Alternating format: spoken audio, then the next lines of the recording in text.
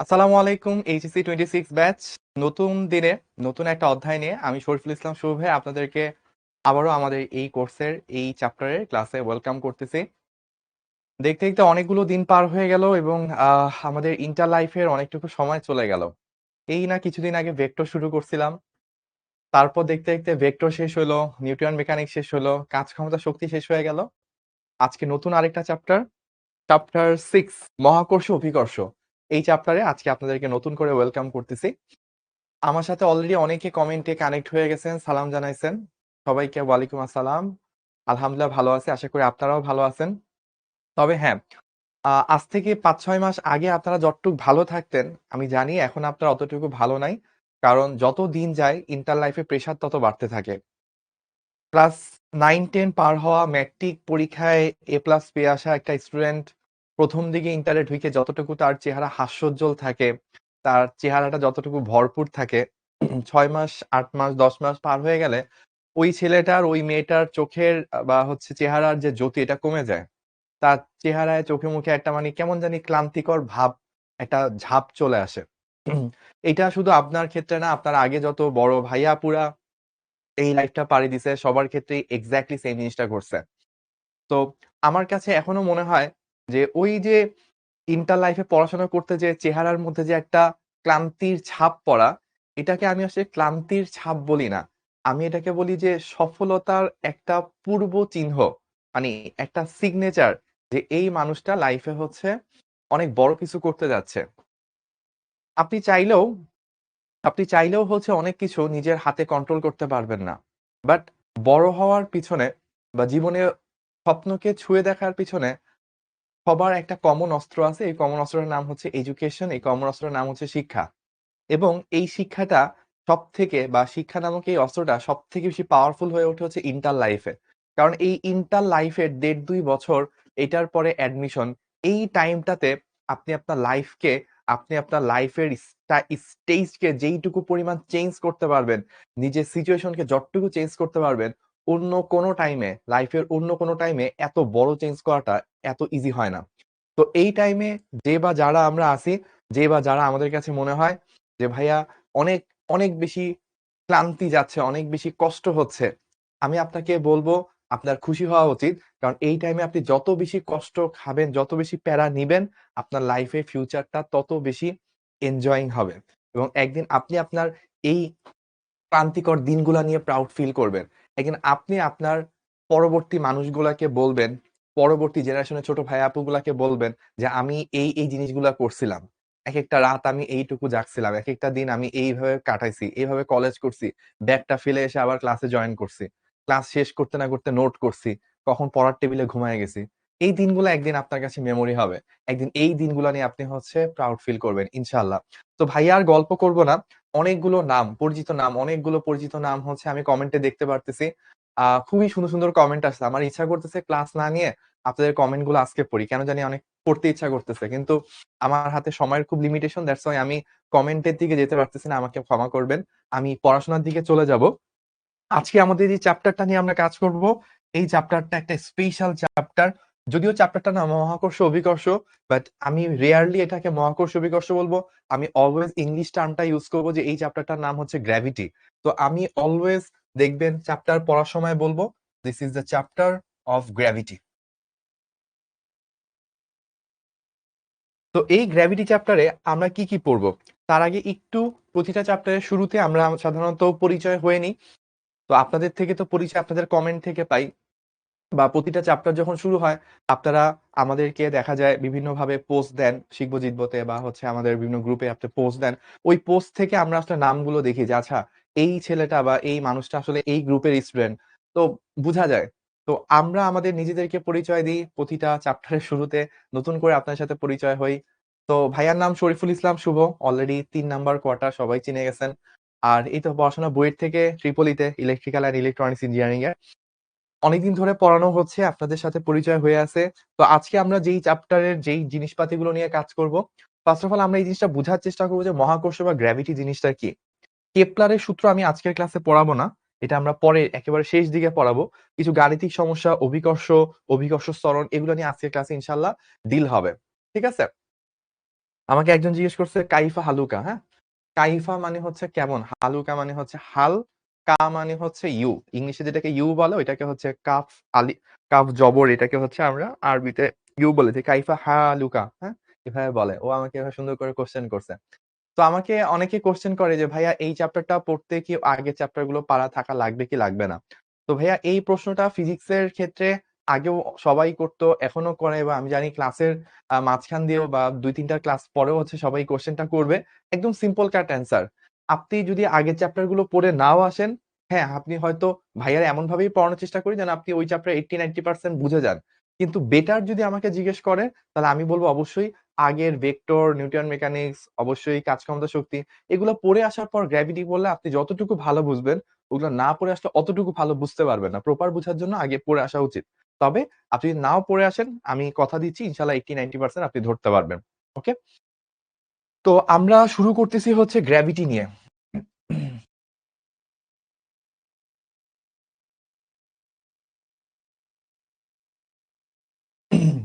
জগতের সবথেকে কনস্ট্যান্ট যে জিনিসটা আমাদের সাথে লেগে থাকে, যে জিনিসটা আমাদেরকে অলওয়েজ ভিতর থেকে একটা টান দেয়, সেই জিনিসটা আর কিছুই না। সেই জিনিসটা হচ্ছে গ্র্যাভিটি। আপনি চিন্তা করেন তো, আপনার সবথেকে আপনজন যে, সবথেকে আপনজন বাবা-মা, কেউ কিন্তু অনেক সময় আপনার উপর রাগ করে। তার সাথেও আপনার অনেক সময় ঝগড়া হয়। অনেকটুকু সময় চলে যায়, কথা হয় না। কিন্তু কখনো কি দেখছেন আপনাকে গ্র্যাভিটি রাগ করে আর টানতেছে না? কখনো কি লাইফে এরকম হইছে যে আপনি একটু ধরেন লাফ দিছেন, মানে মাটি থেকে আপনি একটু লাফ দিছেন। তো পৃথিবীর টানের কারণে কি হয়? আপনি আবার মাটিতে ফেরত আসেন। কখনো কি এরকম হইছে যে আজকে মাটি আমার সাথে রাগ করছে। এজন্য ও আর গ্র্যাভিটি দিচ্ছে না। ফলে আমি লাফ দিছি, লাফ দিয়ে আর নিচে নামতে পারতেছি না। এরকম কি হইছে কখনো? বা এমন কি কখনো হইছে যে ভাইয়া আজকে আমি হচ্ছে ঘুম থেকে উঠতে একটু দেরি করে ফেলছি বা আজকে আমি হচ্ছে অনেকগুলো খারাপ কাজ করছি। এজন্য মনে হয় পৃথিবীর গ্র্যাভিটিটা আমার প্রতি ওইভাবে কাজ করতেছে না। ফলে দেখা গেল যে পৃথিবী আমাকে নিচের দিকে টানার কথা উপরের দিকে টেনে আমাকে আসমানের দিকে নিয়ে যাচ্ছে। এরকম কি কখনো হইছে? হয় নাই। তো আপনার দিনটা যেমনই যাক না কেন, আপনি লাইফে যাই করেন না কেন, আপনার লাইফে অলওয়েজ একটা জিনিস 100% টাইম আপনাকে ধরে টানতে থাকে। ওই জিনিসটার নাম হচ্ছে গ্র্যাভিটি। তো জগতের প্রত্যেকটা বস্তু একটা আরেকটাকে নিজের দিকে টানতেছে। তো সৃষ্টিকর্তার আল্লাহ পাকের সৃষ্টির অসাধারণ জিনিসগুলোর মধ্যে একটা হচ্ছে এই গ্র্যাভিটি। আমাকে যদি জিজ্ঞেস করেন যে পুরো ফিজিক্স নিয়ে এতদিন ধরে কাজ করে আমি আসলে কি শিখছি? পুরো ফিজিক্স নিয়ে এতদিন ধরে কাজ করে আমি নরমাল ২-৩ টা সেন্টেন্স জানতে পারছি। ২-৩ টা সেন্টেন্স কি যেহেতু ভাইয়া বুয়েটে পড়ছি, অনেক প্রোগ্রামিং-টোগ্রামিং করতে হইছে। তো প্রোগ্রামিং এ অনেক সময় অনেক ধরনের কোড লিখতে হয়, অনেক ধরনের প্রোগ্রাম তৈরি করতে হয়। তো ওই প্রোগ্রামের মধ্যে যে প্রোগ্রামার ধরেন আমি একটা প্রোগ্রাম বানাচ্ছি, আমি হচ্ছে কিছু ফাংশন দিয়ে দিই, কিছু রুল সেট করে দিই। তো আমার ওই প্রোগ্রামটা পরবর্তীতে যে বা যারা ইউজ করবে, ওখানে ও যেটাই ইনপুট দিক না কেন, ওইটা কিভাবে কাজ করবে সেটা নির্ভর করবে যে প্রোগ্রামার অর্থাৎ আমি যে প্রোগ্রামটা করছি ওই অনুযায়ী কিন্তু ওর ওই প্রোগ্রামটা কাজ করবে। তো আমি যদি দিয়ে থাকি যে 2 + 3 = 10 হবে, তাহলে ও এখানে যতই গুতাগুতি করুক না কেন, যেহেতু প্রোগ্রামটা আমি বানাইছি, তা ওই জগতে 2 + 3 = 10 ই হবে। তো আমি আমার এই এত বছর ধরে ১০ বছরের বেশি সময় ধরে ফিজিক্স পড়াচ্ছি বা নিজে ২-৩ বছর ২ বছর ইন্টারে ফিজিক্স পড়ছি, তার আগে ম্যাট্রিকে ফিজিক্স পড়ছি। এতদিন ধরে পড়তে পড়ছি যে ফিজিক্স মানে হচ্ছে জগতের ঘটনাগুলো কিভাবে ঘটতেছে সেগুলো এক্সপ্লেইন করা। এবং এক্সপ্লেইন করতে যেয়ে দেখছি কিছু বেসিক ফান্ডামেন্টাল ফর্মুলা আছে, কিছু বেসিক ফান্ডামেন্টাল ল আছে। যার মধ্যে ওয়ান অফ দ্যা সবথেকে বেসিক ফান্ডামেন্টাল ফর্মুলা হচ্ছে গ্র্যাভিটি। তো এই জগৎটা যিনি সৃষ্টি করছে, এই জগৎটাকে যিনি প্রোগ্রাম করছে, তিনি প্রোগ্রাম করার সময় কিছু নির্দিষ্ট ফাংশন ফিক্স করে দিছে। তো আল্লাহ পাক এই জগৎটা সৃষ্টি করার সময় একটা রুল সেট করছে যে জগতের প্রত্যেকটা বস্তু একটা আরেকটাকে নিজের দিকে টানবে এবং এই টানার ক্ষমতাটা তার বেশি হবে যার ভর যত বেশি। যার ভর যত বেশি সে হচ্ছে তত বেশি জোরে টানতে পারবে। আর যার ভর যত কম সে হচ্ছে তত আস্তে টানতে পারবে। এটা একটা স্পেশাল রুল যেটা হচ্ছে অলমাইটির ফিক্স করা। যদি কেউ জিজ্ঞেস করে যে ভাই এটা কিভাবে হয়? তাহলে তার আগে একটা গল্প শোনেন। তো আমরা সবাই যখন বলি যে ভাইয়া গ্র্যাভিটিটা কে আবিষ্কার করে? একটা খুব কমন অ্যান্সার আছে যে ভাইয়া আইজ্যাক নিউটন আবিষ্কার করে। কতর দিকে? অলমোস্ট ১৬৬৫ বা এই ধরনের একটা সালের দিকে। তো আচ্ছা ঠিক আছে আমরা এসব মেনে নিলাম। তো নিউটনের কাহিনী আপনাদেরকে অলরেডি মনে হয় Q2 বা Q1 এ বলছিলাম। নিউটনের সময় জন্মের সময় অনেক চ্যালেঞ্জ ছিল। আপনারা সবাই সেই জিনিসগুলো জানেন। যে সে খুব প্রিম্যাচিউর বেবি হিসেবে ডেলিভার হয়েছিল। সে যখন জন্মায় তখন তার সাইজ এতই ছোট ছিল যে তার মা বলছিল একটা কাপের মধ্যে বা একটা মগের মধ্যে তাকে আটকে রাখা যাবে বা ধারণ করবে। তো এত ছোট ছিল সে।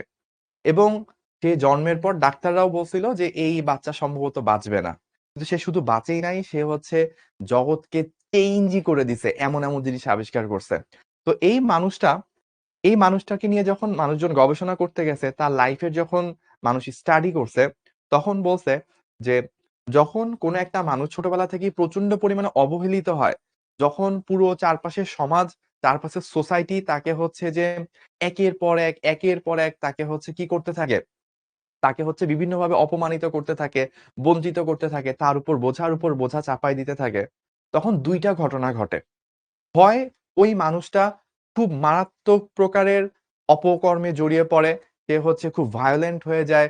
সে হচ্ছে কি বলে? ডাকাতি বা হচ্ছে এই ধরনের ভায়োলেন্ট কাজে সে হচ্ছে অ্যাক্টিভলি ইনভলভ হয়ে যায়। এটা হইতে পারে।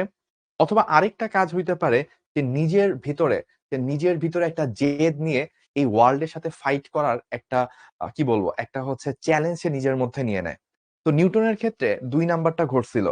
তার আপন মা তাকে হচ্ছে ৩ বছর বয়সে রেখে আরেক ফ্যামিলিতে চলে যায়। অর্থাৎ তাকে তার নানির কাছে রেখে চলে যায়। তো তার বয়স যখন ১০ বছরেরও কম, তখন সে তার মা এবং সৎ বাবাকে বলছিল যে, "আমি হচ্ছে তোমাদের ঘরটাই হচ্ছে আগুন দিয়ে পুড়ায় দিব।" যে এই পরিমাণ জেদ সে হচ্ছে ধারণ করত। এবং তাকে তার স্কুলের ফ্রেন্ডরা, তার সারাউন্ডিং সবাই হচ্ছে অনেক পরিমাণ অপমানিত করত। তার শরীরটাও ছিল অনেক ছোটখাটো গড়নের। সব দিক থেকেই সে হচ্ছে চারপাশ থেকে একে ফ্যামিলি নাই। তার উপর হচ্ছে চারপাশের মানুষজন তাকে বিভিন্নভাবে টর্চার করতেছে। সবকিছুর মধ্যে থেকে সে কি চিন্তা করলো? যে না আমি হচ্ছে এই মানুষগুলার বিরুদ্ধে ফাইট করব। আমি অনেক বড় একটা কিছু হয়ে দেখাবো। তো এই জিনিসটা তার মধ্যে এমনভাবে গ্রো করছে যে সে আর ১০ জন যেভাবে চিন্তা করত তার থেকে সে অনেক গভীরে যায় চিন্তা করত। আমরা আজকে পরীক্ষার হলে একটা অঙ্ক আসলে আমরা হচ্ছে একজনের সাথে আরেকজন যদি না মিলাই বা হচ্ছে ধরেন বইতে অনুশীলনীতে একটা অঙ্ক আছে, ওই অঙ্কটার পাশে উত্তর কত সেটা লেখা নাই। সলিউশনটাও দেওয়া নাই। তখন আমরা মানে হইতে পারি না। আমরা কমফোর্ট হইতে পারি না যে এই জিনিসটা কি আসলেই আমার অঙ্কটা হইছে কিনা। কিন্তু আপনি কি জানেন এই যে গ্র্যাভিটি নিয়ে যখন কাজ করতে গেছে, তখন হ্যালির ধূমকেতু দেখা গেছিল যা প্রায় অনেক বছর পর একবার দেখা যায়। তো নিউটন হয়তো তার লাইফে হ্যালির ধূমকেতু দেখছিল ১ বার বা ২ বার। পুরো লাইফে জাস্ট ১ বার বা ২ বার অল্প কিছু মিনিটের জন্য সে হ্যালির ধূমকেতু দেখছিল। ঐটার উপর বেস করে সে হচ্ছে যে এই ফিজিক্সের অনেক বড় সূত্র দিয়ে গেছে, ম্যাথমেটিক্যাল ডেরাইভেশন দিয়ে গেছে। যেটা সে জীবনে মাত্র একবার দেখছে তাও এত দূর থেকে। তাহলে চিন্তা করেন উনাদের চিন্তাভাবনা করার লেভেলটা, উনাদের কাজ করার ডেডিকেশনটা কত বেশি ছিল। তো এগুলো নিয়ে কাজ করতে তারা কি ভাবে কি জিনিস আবিষ্কার করছে, এগুলো নিয়ে আমাদের পড়াশোনাটা কি সেটাই হচ্ছে এই চ্যাপ্টারের মূল কাহিনী। তো গ্র্যাভিটির যখনই আমরা পড়া শুরু করি, পড়া শুরু হয় হচ্ছে নিউটনের মহাকর্ষ সূত্র দিয়ে।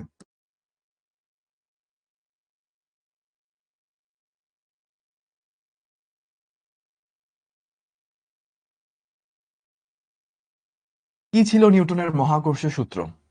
নিউটনের মহাকর্ষ সূত্র ছিল এরকম, জগতের যেকোনো ২ টা বস্তু কণা, ধরেন একটার ভর হচ্ছে m1 আরেকটার ভর হচ্ছে m2।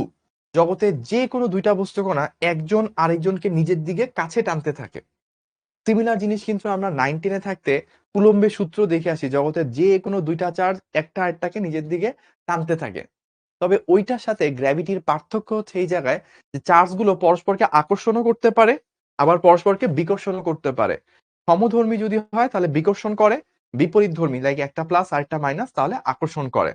গ্র্যাভিটির সাথে পার্থক্য এই জায়গায় যে ভরগুলা তো আর প্লাস মাইনাসের ব্যাপার নাই, প্রত্যেকটা ভরই একজন আরেকজনকে নিজের দিকে টানতে থাকে। এ যদি এফ বলে টানে ও কি এক্স্যাক্টলি এফ বলেই টানবে। তাদের মধ্যবর্তী দূরত্ব যদি আর হয়ে থাকে তাহলে নিউটনের মহাকর্ষ সূত্র, নিউটন যেটা দিয়ে অনেক কাজ করছে, সেখান থেকে উনি একটা কথা বলে গেছে যে এফ সমানুপাতিক m1 ইনটু m2। ২ টা বস্তুর মাঝে এই গ্র্যাভিটিটা কত বেশি কাজ করবে সেটা হচ্ছে m1 ইন্টু m2 তাদের ভরগুলার গুণফলের সমানুপাতিক। তো নিউটন কিন্তু এই জিনিসটার অ্যান্সার কখনোই বলে যেতে পারে নাই যে ভাই ভর বেশি হইলেই কেন আমার গ্র্যাভিটি বেশি হবে, এটা নিউটন বলে যেতে পারে নাই। নিউটন জাস্ট এটা ফিল করছে যে যেই বস্তুটার ভর যত বেশি সে তার চারপাশের বস্তুগুলোকে তত জোরে নিজের কাছে টানতে পারে। ওইখান থেকে সে তার চিন্তা ভাবনাকে কাজে লাগায় বলে গেছে অনেক অনেক বছর আগে, কয়েকশো বছর আগে, যে ভরগুলা যত বেশি হবে তাদের গুণফল যত বেশি হবে একটা একটাকে তত বেশি জোরে নিজের কাছে টানতে পারবে। এবং এটাও উনি খেয়াল করছে যখন একটা ভরের কাছে দূরত্বটা কম, অল্প দূরত্বে একটা বস্তু রাখা হয় তখন ওইটার উপর সে যেভাবে ইম্প্যাক্ট ফেলতে পারে, দূরত্বটা যখন অনেক বড় হয় তখন সে ওইভাবে ইম্প্যাক্ট ফেলতে পারে না। তার মানে দূরত্ব বাড়লে ওই বল দেওয়ার ক্ষমতাটা আস্তে আস্তে কমতে থাকে। ওইটার উপর ভিত্তি করে সে বলছে যে ভাই এই দূরত্বটার বর্গের ব্যস্তানুপাতিক হারে হচ্ছে বলটা চেঞ্জ হইতে থাকে। তাহলে নিউটন কি দেখছে? নিউটন দেখছে যত বড় বস্তু তত বেশি হচ্ছে সে নিজের দিকে টানতে পারে। ওইটার উপর ভিত্তি করে সে বলছে ভরগুলার গুণফলের সাথে এটা সমানুপাতিক।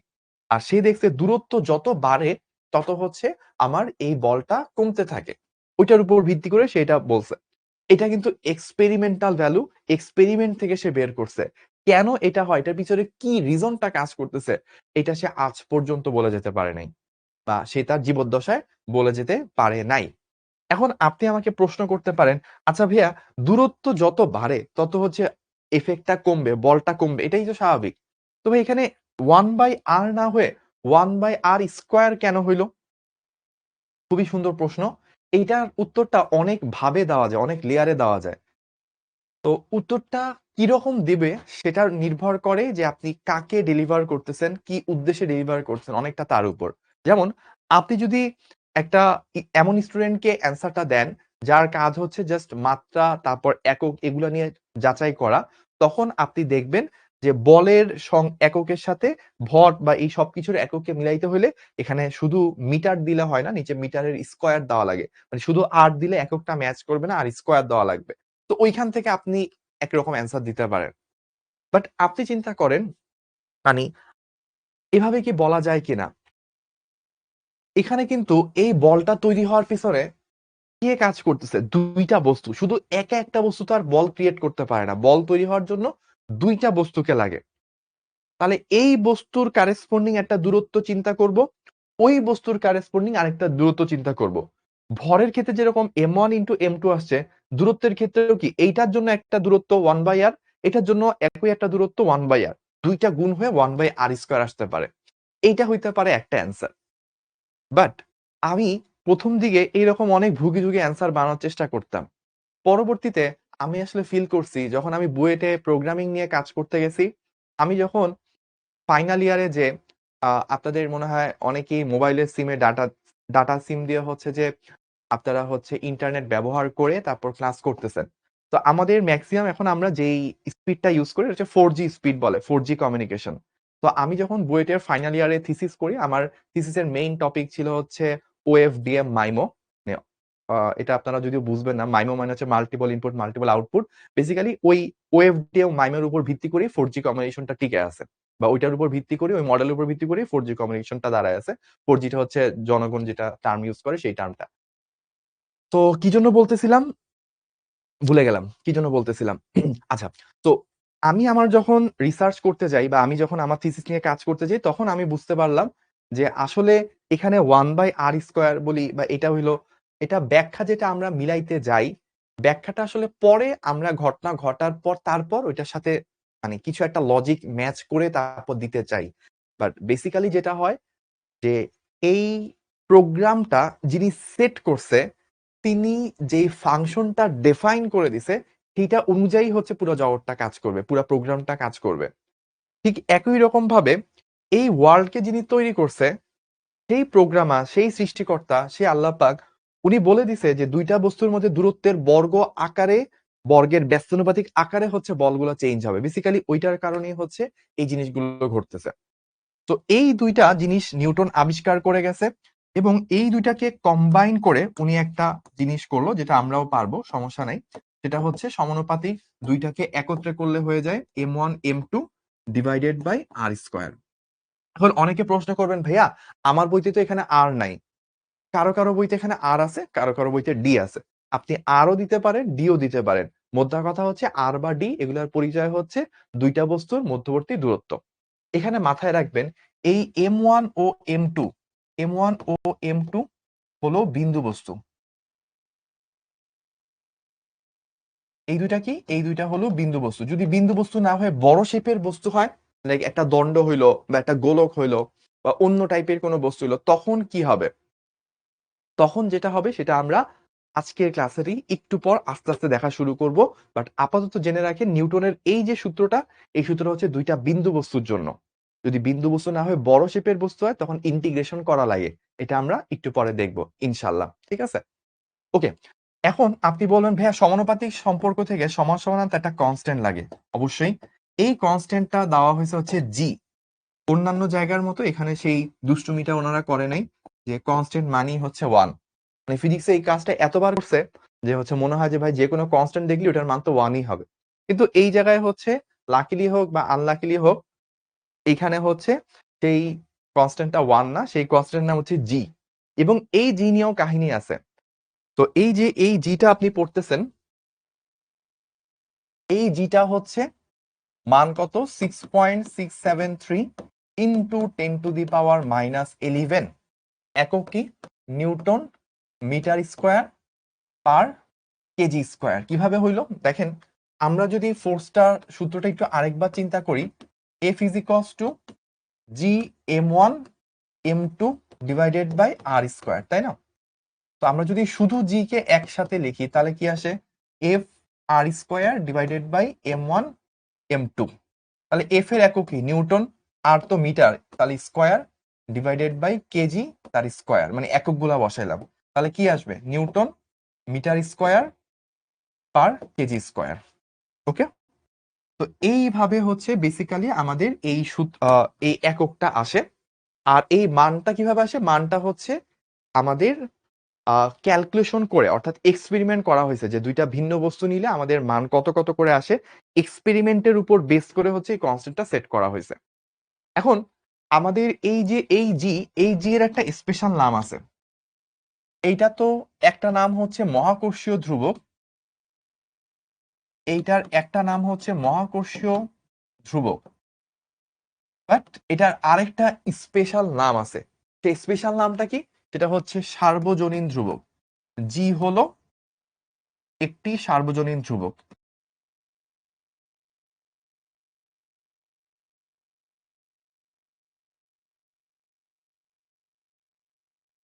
তো সার্বজনীন ধ্রুবকের একটা ইংলিশ নাম আছে, সেটা হচ্ছে ইউনিভার্সাল কনস্ট্যান্ট।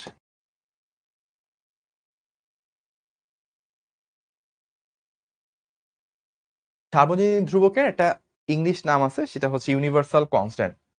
তো কেন এই জিনিসটা সার্বজনীন হইল? কেন এই জিনিসটা হচ্ছে সার্বজনীন হইল বা ইউনিভার্সাল হইল? যেমন আমরা ইংলিশ যখন শিখতাম ছোটবেলায়, তখন আমরা শিখতাম না যে this is an universal truth. Universal truth কি হইতো? যে সূর্য কি সবসময় পূর্ব দিক থেকে উঠে পশ্চিম দিকে ডুবে, এটা কি ইউনিভার্সাল ট্রুথ? তো ইউনিভার্সাল মানে হচ্ছে সার্বজনীন, এটা সবসময়ই ঘটে সেরকম। তো আমরা জগতে যত কনস্ট্যান্ট পাই, নাম যদিও ধ্রুব, নাম যদিও কনস্ট্যান্ট, বাট সেই কনস্ট্যান্টটাও কিন্তু অবস্থা ভেদে চেঞ্জ হইতে পারে। যেমন আমি একটা এক্সাম্পল দিই।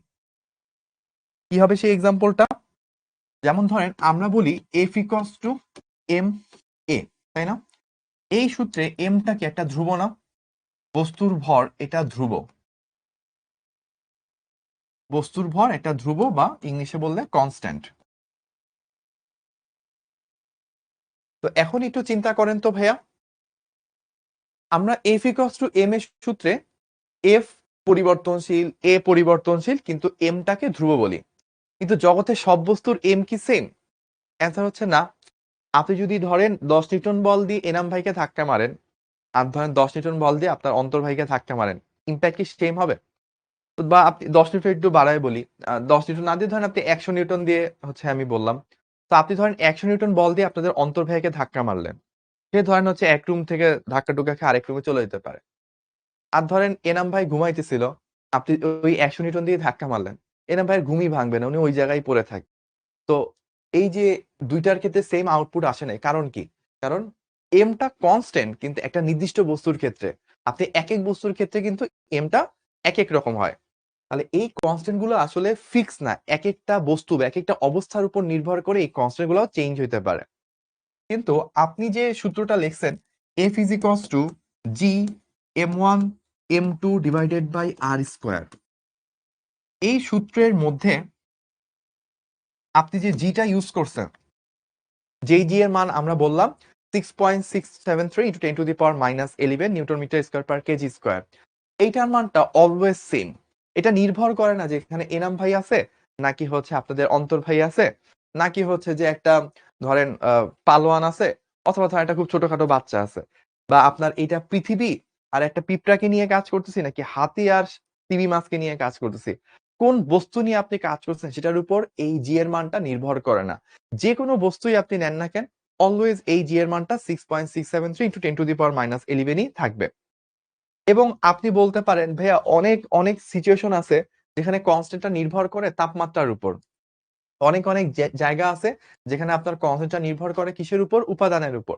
যেমন আপনারা পড়তেন না যে ভাইয়া R is equals to rho L divided by A, তো এইটা কি একটা ধ্রুবক হইতো না? কিন্তু দেখেন এই ধ্রুবকটাও কিসের কিসের উপর নির্ভর করে? এই ধ্রুবকটা আপনার নির্ভর করে হচ্ছে দুইটা বিষয়ের উপর, একটা হচ্ছে উপাদান, এটাকে আমরা আপেক্ষিক রোধ বলতাম উপাদান, আর এটা হচ্ছে তাপমাত্রা। তারপর আপনি যদি চিন্তা করেন এই এমটা হচ্ছে বস্তুর উপর নির্ভর করে।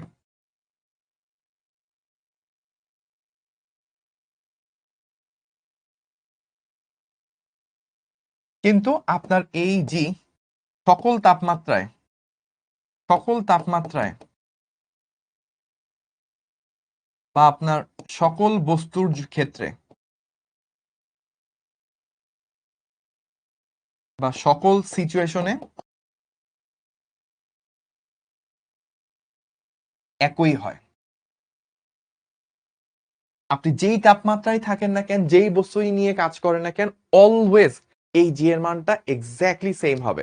যেহেতু কোনো সিচুয়েশন, কোনো বস্তু, কোনো ইম্প্যাক্ট এই জি কে চেঞ্জ করতে পারে না, দ্যাটস ওয়াই পূর্ব দিকে সূর্য ওঠার মতোই এই জিটাও হচ্ছে ইউনিভার্সাল ইউনিভার্সাল কনস্ট্যান্ট বা সার্বজনীন ধ্রুবক, যার মান তো আমরা একটু আগেই বলে আসছি। ঠিক আছে? ওকে। তো আমার সাথে যারা কানেক্টেড আছেন সোফার, আমি এতক্ষণ পর্যন্ত আসলে গল্প আকারেই পড়াশোনা করতেছি। তার মধ্যে দিয়ে একটু জেনে নিতে চাচ্ছি আপনারা কি আমার কথা স্পষ্ট শুনতে পাচ্ছেন কিনা? ভাইয়াকে ক্লিয়ারলি দেখতে পাচ্ছেন কিনা? একটু কষ্ট করে ভাইয়াকে কমেন্টে জানান। হ্যাঁ, একজন আমাকে কমেন্ট করতেছিল, উম্মে আইমান সম্ভবত। বলছে যে ভাইয়া একটু আনক্লিয়ার। সম্ভবত এখানে নেটের প্রবলেম। কারণ অলরেডি আমার কাছে প্রায় শখানেক কমেন্ট চলে আসছে যে ভাইয়া ক্লিয়ারলি দেখতে পাচ্ছি। ধন্যবাদ আপনাদেরকে সুন্দর করে কমেন্টে রিপ্লাই দেওয়ার জন্য। আহ আমি আসলে আপনাদের সাথে পড়ায় খুব কমফোর্ট ফিল করি। মানে অন্য যেকোনো ব্যাচের রেসপেক্টে আপনাদের সাথে পড়াতে কেন জানি একটু বেশি ভাল লাগে। হয়তো এই কারণে, কারণ আপনাদেরকে আসলে যা পড়াইতে চাই সেটা পড়ানো সম্ভব হয়। সকল ক্ষেত্রে হয়তো ওই সুযোগটা হয়ে ওঠে না। এনিওয়েজ, তো আমরা আমাদের যে পড়া নিয়ে কাজ করতেছিলাম সেটা হচ্ছে নিউটনের মহাকর্ষ সূত্র, সেই ব্যাপারগুলো নিয়ে কাজ হচ্ছিল। তো আপনাদের অনেকেরই ধারণা বা অনেকেই ছোটবেলা থেকে শুনে আসছেন যে ভাইয়া নিউটন হচ্ছে একটা গাছের নিচে বসেছিল। ওই গাছের নিচে বসে থাকাকালীন আপেল পড়ছে তার মাথার উপর। ওই আপেল মাথার উপর পড়ার কারণেই তার কি হয়ে গেছে? এই মহাকর্ষ সূত্র হচ্ছে আবিষ্কার হয়ে গেছে। ব্যাপারটা কিন্তু আসলে এরকম না। আপেল তার মাথার উপর পড়ছিল কি পড়ছিল না, এটা নিয়েও ডাউট আছে। বাট দ্য থিং ইজ যে উনি হচ্ছে একটা ইউনিভার্সিটিতে পড়তো, আমি নামটা ভুলে গেছি। সম্ভবত ক্যামব্রিজ ইউনিভার্সিটি ছিল। ওই ইউনিভার্সিটিতে পড়াকালীন সময় তখন প্লেগ আক্রমণ হয় এবং ওই সময় প্রায় 18 মাসের জন্য লকডাউনের মতো, আমরা করোনাতে যেরকম লকডাউন দেখছি, 18 মাসের জন্য সব স্কুল, কলেজ, ভার্সিটি সবকিছু বন্ধ করে দেওয়া হয়। তখন সে আবার তার গ্রামে তার বাড়িতে ফেরত আসে এবং সে তার ছোটবেলা থেকেই যেহেতু সে খুব তেজি ছিল, সে হচ্ছে প্রতিশোধ পরায়ণ ছিল। তাকে লাইফে অনেক বড় কিছু হইতে হইতো। সে যখন হচ্ছে ভার্সিটি থেকে বন্ধ পেয়ে সে যখন নিজের বাসায় আবার ফেরত আসলো, তো ভার্সিটি থাকাকালীনই সে গ্র্যাভিটি এই জিনিসপাতিগুলো নিয়ে সে কাজ করতেছিল এবং এগুলা নিয়ে তার প্রচন্ড জানার ইচ্ছা বা কৌতূহল ছিল। এমন না যে ভাই আপেল পড়ছে ঠাস করে যে সূত্র আবিষ্কার হয়ে গেছে। ব্যাপারটা এরকম না। এটা নিয়ে অনেকদিন ধরে কাজ করতেছিল। কাজ করতে, করতে যায় সে সূত্র আবিষ্কারের নেশায় ছিল, সূত্র আবিষ্কারের চিন্তায় ছিল। তখন যখন সে নিজের বাড়িতে, নিজের বাড়ির সামনে আপেল গাছের সামনে বসে বা আপেল গাছের নিচে বসে সে যখন চিন্তা করছিল, ওই মুহূর্তে চিন্তা করার মোমেন্টে আসলে তার মাথায় আপেলটা পড়ে। এই কারণে আসলে তখন ওইটা তার কাছে ক্যাচ করে। ভাই আপেলটা পড়ার পর ওটা তো ভেসে থাকতে পারতো, উপরে চলে যেতে পারতো। নিচেই কেন পড়তেছে? তার মানে নিচে কেউ তাকে টানতেছে। নিচে কে আছে? পৃথিবী। তো ভাই পৃথিবী টানলে সে আসে। কিন্তু আপেলের পাশে যদি আমি আরেকটা আপেল রাখি, তাহলে তো ওই আপেলের দিকে তো সে যায় না। কেন যায় না? কারণ ওই আপেলটার ভর অনেক অল্প, সে অত টানতে পারে না। কিন্তু পৃথিবীর ভর অনেক বেশি, সে তাহলে অনেক বেশি টানতে পারে। তো এই জিনিসটা এমন না যে সে বসে সে গল্পের বই পড়তেছিল, আপেল পড়ছে তখন তার মাথায় এটা আবিষ্কার হয়েছে। না। সে অনেকদিন ধরে এটা নিয়ে চিন্তা করতে তখন তার মধ্যে এইটা ক্লিক করে। ঘটনাটা ঘটে, ক্লিক করে। তো আমিও বলব লাইফে ব্যাপারটা এরকম। কখনোই এমন হয়ে যাবে না যে ভাইয়া আপনি হচ্ছে যে অনেক সুন্দর দেখে একটা শিখর কোর্স পারচেজ করলেন, ওইটা করলেন, ঠাস করে আপনি হচ্ছে যে একেবারে বুয়েটে ফার্স্ট হয়ে গেলেন বা আপনি ঢাকা মেডিকেলে চান্স পেয়ে গেলেন, ঢাকা ভার্সিটিতে ফার্স্ট হয়ে গেলেন। এটা ভাইয়া হবে না। আপনি নিজে হচ্ছে সাকসেস এর জন্য আপনি ভাইয়াদের ক্লাস করলেন, ক্লাস করার পর মোটিভেট হইলেন, মোটিভেট হওয়ার পর আপনার মধ্যে প্রচন্ড পরিমাণে ইচ্ছা জাগলো যে আমাকে ভালো হইতেই হবে, আমাকে ভালো করতেই হবে। আপনি লাগাতার লেগে থাকলেন। ওই লেগে থাকার মাঝে মাঝে যখন আপনি এই ক্লাসগুলো করবেন, প্রতিদিন যখন ক্লাসগুলো করতেছেন, তো তখন আপনার জিনিসটা কানেক্ট হবে। এবং কানেক্ট হওয়ার মধ্যে আপনার নিজের মধ্যে কিছু, এই যে আমি ফিজিক্স পড়াচ্ছি, তারপর ধরেন জিমি ভাইয়া ফিজিক্স পড়াচ্ছে, আপনাদের মাহিন ভাইয়া ফিজিক্স পড়াচ্ছে। দেখবেন এই একই জিনিস, একই টপিক আমরা ৩ জন পড়াবো। কিন্তু দেখবেন ৩ জনের পড়ানো ৩ রকম হবে। আপনি আরো অবাক হবেন যদি ১০০ জন পড়াইতো ১০০ রকম হইতো। সেইম স্লাইড, সেইম সূত্র, সেইম জিনিস পড়াইলো ১০০ জন ১০০ রকম ভাবে বুঝবে। আমার সামনে এখনই প্রায় ১০০০ সংখ্যক মানুষ কানেক্টেড আছে। তারা ১০০০ জন প্রত্যেকে ইউনিক ভাবে চিন্তা করবে। প্রত্যেকের চিন্তাটা ডিফারেন্ট। তো কেন কথাগুলো বললাম? আপনি যখন আপনার চিন্তার শুরুর আগেই যখন আপনি ডিটারমাইন্ড থাকবেন আমাকে এটা করতে হবে, আপনার কিছু বড় গোল থাকবে, তখন আমাদের এই পড়ানো এই কথাবার্তাগুলোর সাথে আপনার সেই গোল কানেক্ট হবে। ওই কানেকশনটা যখন হবে তখন আপনি বড় কিছু করতে পারবেন। যদি ব্যাপারটা এরকম ধুর আচ্ছা ভাইয়ের ক্লাসে যাবো, ক্লাসে গেলে ভাইয়া কিছু পড়াই দিবে, তো ওইটা পড়ে নিব। তাহলে কিন্তু ভাই কানেকশনটা অত স্ট্রং হবে না। ওই নিউটনদের সমসাময়িক সবাই তারা ওইখানে স্কুল কলেজের ওই মার্স এটা ওইটা নিয়েই ছিল। বাট তার জেদও অনেক বড় ছিল, তার লক্ষ্য অনেক বড় ছিল। তার মাথায় আপেল পড়ছে, সবার মাথায় আপেল পড়লে সবাই খায় ফেলে। তার মাথায় আপেল পড়ার পর গ্র্যাভিটির সূত্র আবিষ্কার হয়ে গেছে। That is the difference. ঠিক আছে? তো আচ্ছা, তো আমরা আর কথাবার্তা না বাড়াই, তাহলে আমরা এই জিনিসটা দেখলাম। সাথে আরেকটা জিনিস আপনাদেরকে জিজ্ঞেস করব। আর কি, কি আর কি সার্বজনীন ধ্রুবক হইতে পারে? তো আমি তো একটা সার্বজনীন ধ্রুবক বললাম, মহাকর্ষীয় ধ্রুবক জি। আপনারা কি কিছু বলতে পারেন যে ভাইয়া আপনি তো একটা দেখাই দিলেন আমাদেরকে, তো আমিও নিজে এমন কিছু চিন্তা করতে পারি, এমন আরো কিছু সংখ্যা বাস্তব জগতে আছে যেগুলো আসলে সার্বজনীন, ঘটনা যাই ঘটুক না কেন ওইগুলো অলওয়েজ সেম হয়। এমন কি কোনো কনস্ট্যান্টের নাম আপনারা বলতে পারবেন আমাকে?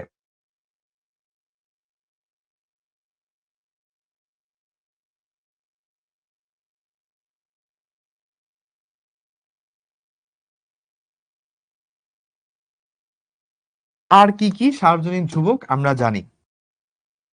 ওকে, একজন বলছে অভিকর্ষ ত্বরণ। না, অভিকর্ষ ত্বরণ হবে না, কারণ অভিকর্ষ 9.8 সব জায়গায় সেম না। পাহাড়ের উপরে একরকম, ভিতরে আরেক রকম। Pi, exactly pi. Very good. আমরা ১ নাম্বার পেয়ে গেলাম হচ্ছে পাই, যেটা 3.1415 dot dot dot dot dot. এটা অলওয়েজ সেম, যে কোনো বস্তু নিয়ে আপনি কাজ করেন না কেন। একজন বলছে আদর্শ গ্যাস ধ্রুবক আর, গুড, এটাও কিন্তু সার্বজনীন ধ্রুবক। আর ইজ ইকুয়ালস টু যে 8.316 জুল পার মোল কেলভিন, এটাও হচ্ছে সার্বজনীন ধ্রুবক। গ্রেট। আর কিছু? আহ পাই, পাই অ্যাভোগাড্রো সংখ্যা, ভেরি গুড। অ্যাভোগাড্রো সংখ্যা N A, Avogadro number 6.023 10 to the power এ, সরি 10 টু দি পাওয়ার 23। ঠিক আছে? এই অ্যাভোগাড্রো সংখ্যাও কিন্তু একটা সার্বজনীন ধ্রুবক। আর কে কি বলতে পারবেন? বোলজম্যান ধ্রুবক কে এর কথা বলছে? আসলে অ্যাভোগাড্রো সংখ্যা আর ওইটা নিলে একই কথাই হয়। বোলজম্যান ধ্রুবক k is equals to 1.38 10 to the power minus 23, এটাও সেম সার্বজনীন ধ্রুবক। আর কিছু আলোর বেগটা ধ্রুবক সার্বজনীন না, কারণ হচ্ছে যে মাধ্যমের উপর ডিপেন্ড করে আলোর বেগ চেঞ্জ হতে পারে। কুলম্বের সূত্র সিটাও 9 10 to the power 9, ওটাও ফিক্স না, মাধ্যমের উপর চেঞ্জ হতে পারে। ওকে, পৃথিবীর ব্যাসার্ধ আসলে বললে এটা রাইট হলো না। এক একটা পজিশনের পৃথিবীর ব্যাসার্ধ মানে ভূপৃষ্ঠের এক এক জায়গায় পৃথিবীর ব্যাসার্ধ এক এক রকম, আর পৃথিবীতে একটা বস্তু এক একটা বস্তুর ব্যাসার্ধ গোলক হলে এক এক রকম হবে, তো ওইটাও আসলে বলা যায় না। ইলেকট্রনের ভর নিয়েও আসলে বলাটা উচিত হবে না, কারণ ইলেকট্রনের ভর তো একটা নির্দিষ্ট। আমি যদি বলি যে এনাম ভাইয়ের ভর কত, এটা তো কনস্ট্যান্ট, এটা আসলে ভ্যারি করতেছে। এনাম ভাই কিছুদিন আগে ডায়েটে ছিল, তখন ওনার ভর একরকম ছিল। এখন ধরেন উনি 3 মাস ডায়েট করার পর হচ্ছে 1 মাসে যেই পরিমাণ খাওয়া খাইছে, ওনার ভর আগের থেকেও বেড়ে গেছে। তো ওনার ভর প্রতিদিনই ভালো পরিমাণ সিগনিফিকেন্ট চেঞ্জ আসে। তো ওনার ভর বাদ দিলাম, ধরেন আপনাদের অন্তর্ভাইয়ের ভর, তো অন্তর্ভাইয়ের ভর যে সূত্রটা কনস্ট্যান্টই হবে। যদি আপনি এক একজন মানুষের ভর নেন, তাহলে এক এক রকম হবে। তো এমন কিছু বলতে হবে যেটা অনেকগুলা বস্তুর উপর কাজ করে। ইলেকট্রনের উপর যদি আপনি বলেন যে ইলেকট্রনের চার্জ বা ইলেকট্রনের ভর, এটা কিছু হলো না, কারণ এটা একটা নির্দিষ্ট মানুষ বা নিছক বস্তুর ক্ষেত্রে ফিক্স করে ফেলছে। রিডবার ধ্রুবক হইতে পারে, রিডবার ধ্রুবক একটা ভালো জিনিস। তো এরকম আরো অসংখ্য সার্বজনীন ধ্রুবক ওয়ার্ল্ডে এক্সিস্ট করে। আপনাদের একটা অ্যাসাইনমেন্ট থাকবে, আপনারা কে কত বেশি হচ্ছে সার্বজনীন ধ্রুবক বের করতে পারেন সেটা একটা লিস্ট করবেন। লিস্ট করে এটা আমাদেরকে অ্যাসাইনমেন্ট আকারে জমা দিবেন, দেখি কে কত বেশি নিজে থেকে বানাইতে পারেন। তো এখন চ্যাট জিপিটির যুগ, আপনারা দেখা যাবে চ্যাট জিপিটি মেরে সবাই বের করে ফেলছেন, এখন আর অ্যাসাইনমেন্ট দিতেও এই জন্য খুব একটা মোটিভেশন পাই না আমরা। এনিওয়েজ, তো আমরা এখন দেখব, আমরা তো দেখছি যে দুইটা বিন্দুর জন্য আমাদের মহাকর্ষীয় সূত্রটা কিরকম হয়। এখন বিন্দুর পরিবর্তে আমরা দেখব যদি বিন্দু না হয়ে যদি এরকম হয় যে একটা হচ্ছে গোলক, এটাকে আমি একটু ফিল কালার দিই, না হয় আপনারা বুঝতে পারবেন না। ওকে, আর আরেকটা হচ্ছে বিন্দু।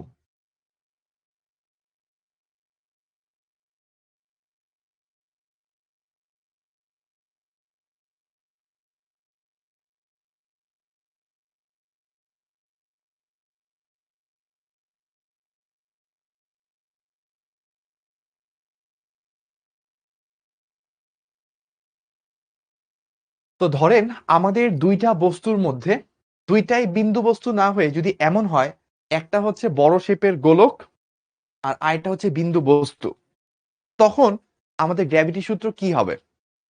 তখনও কি ওই G m1m2/r² সেটাই হবে, নাকি সূত্রটা একটু চেঞ্জ হয়ে যাবে?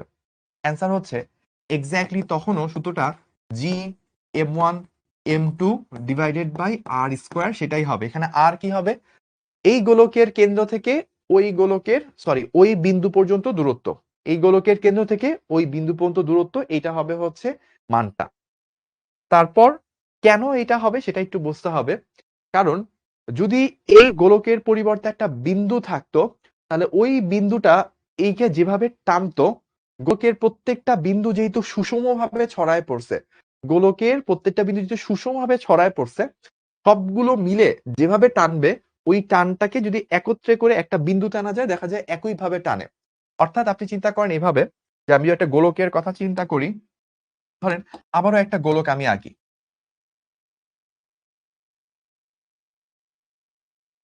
এবার আপনি চিন্তা করেন এই পুরা গোলকটার ভর, পুরা গোলকটার ভর যদি একটা বিন্দুতে থাকতো, আর তার পরিবর্তে যখন পুরা গোলক থাকবে, দুইটার মধ্যে পার্থক্য কি হবে?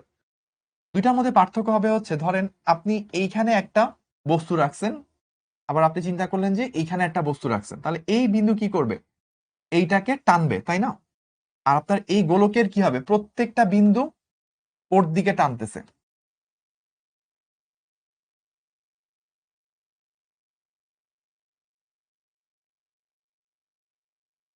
তাহলে আপনি একটু দেখেন তো ভাই, এই কথাটা ফিল করতে পারেন কিনা। ধরেন এই পুরা গোলকটার ভর ছিল হচ্ছে 10 কেজি। আপনি যদি পুরা 10 কেজি ভরটাকে একটা বিন্দুতে নিয়ে আসেন, তাহলে এই বিন্দুটা এইটারে যেভাবে টানবে, ধরলাম এটার ভর হচ্ছে 2 কেজি, তাহলে শুধু 10 কেজির এই বিন্দুটা 2 কেজি বিন্দুটাকে যেভাবে নিজের দিকে টানবে, 10 কেজি ভরের বস্তুর একটা বিন্দু না হইতো, একটা গোলক হইতো, তাহলে কি হইতো? তখন দেখেন এই সেন্টারে যেই পয়েন্টটা আছে, ও কিন্তু ওর মতো করেই একইভাবে টান মারবে, কিন্তু বাদ বাকি দেখেন কিছু পয়েন্ট হচ্ছে একটু কাছে আছে, ওরা একটু বেশি টান মারবে। কিছু পয়েন্ট একটু দূরে আছে, তারা একটু কম টান মারবে। তো ওভারঅল সবগুলোকে যদি ব্যালেন্স করি, যেহেতু গোলকের শেপটা হচ্ছে সুষম, সবাই মিলে যেইটুকু করতে পারবে ওই বিন্দুতে যদি পুরো ভরটা থাকতো একই রকমই কাজ করতে পারতো।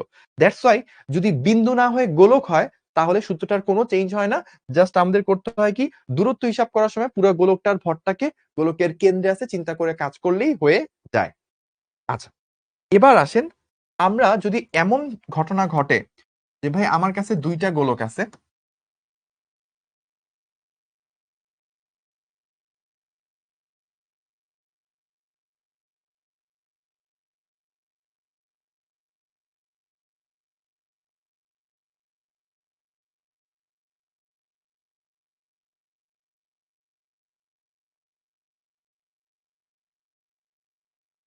তো ধরলাম এই দূরত্বটা টোটাল হচ্ছে আর, এটা হচ্ছে m1, এটা হচ্ছে m2।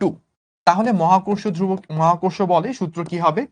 এখনো এক্স্যাক্টলি সেম হবে, Gm1m2 divided by r square. এখন সূত্রটা এক্স্যাক্টলি সেম হবে যে যদি নিরেট গোলক থাকে, নিরেট সুষম গোলক থাকে, জাস্ট Gm1m2 বিন্দু বস্তুর জন্য যা হয় গোলকের জন্য এক্স্যাক্টলি তা হবে। কিন্তু গোলক বাদে, বিন্দু বা গোলক বাদে যখনই আপনার অন্য কোনো শেপ চলে আসবে তখন কিন্তু এই সিস্টেমটা আর এভাবে কাজ করবে না, তখন সূত্রটা চেঞ্জ হয়ে যায়। কিভাবে চেঞ্জ হয় চলেন আমরা এটার প্রথম কেসটা দেখব। তার আগে একটু ছোট প্রবলেম করি। আজকের চ্যাপ্টারের প্রথম ম্যাথ, আমরা একটু প্রথম ম্যাথ দেখে নিব। আর আপনাদেরকে বলছিলাম অলরেডি যে কাজ ক্ষমতা শক্তি চ্যাপ্টার যেটা আমরা অলরেডি কমপ্লিট করছি, সেই চ্যাপ্টারটা তো অলরেডি আমাদের শেষ, সিকিউ এমসিকিউ অ্যাডভান্স প্রবলেম শেষ। বাট ভাইয়া আরো কিছু প্রবলেম সলভ করে আপনাদেরকে রেকর্ড আকারে অ্যাপে সেটা দিয়ে দিব ইনশাল্লাহ। তবে সেটার জন্য কিছু সময় লাগবে, হয়তো আমাদের সপ্তাহখানিক টাইম লাগতে পারে, বিকজ ক্লাস স্লট গুলো আসলে একেবারেই খালি নাই।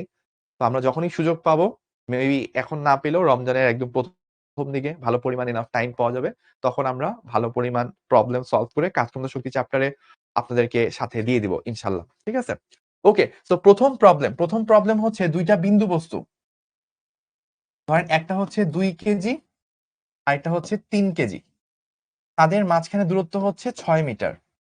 আমাকে জিজ্ঞেস করলো গ্র্যাভিটি বল কত। Okay, this is our formula, this is our question. তো আমরা কিভাবে সলভ করতে পারি? Gm1m2 divided by R square. G কত? 6.673, 10⁻⁻11। m1 কত? 2। m2 কত? 3। ডিভাইডেড বাই আর কত দেওয়া আছে? 6, তার স্কোয়ার। তাহলে এখান থেকেই সলভ করলে আমাদের মান কত সেটা বের হয়ে যাবে। তো আপনারাও চাইলে আমার সাথে সলভ করতে পারেন।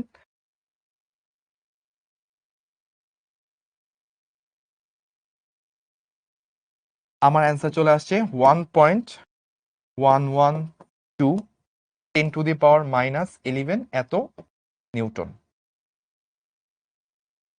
ওকে, ডান। তাহলে আমরা এইটা কিন্তু করে ফেললাম প্রথম প্রবলেম আমাদের আজকের ক্লাসে, একদম সহজ প্রবলেম ছিল। তো এরপরে আরেকটা প্রবলেম করব। এই প্রবলেম আশা করি সবাই পেরে গেছেন, এটা জাস্ট টেস্ট পারপাজে। আরেকটা প্রবলেম করব P2, এটাও খুবই সিম্পল হবে। আমাদেরকে অনেকগুলো ডাটা দেওয়া থাকবে, অনেক সময় অ্যাডমিশনের প্রশ্নে আপনাকে অনেক ডাটা দেওয়া থাকবে কিন্তু দেখবেন দিন শেষে কাজে লাগে না ওগুলো। তো এরকমই একটা প্রবলেম আমরা করব। 10 কেজি, 0.5 কেজি, 0.3 মিটার, এটার ব্যাসার্ধ বলে দিছে আমাদেরকে 4 মিটার।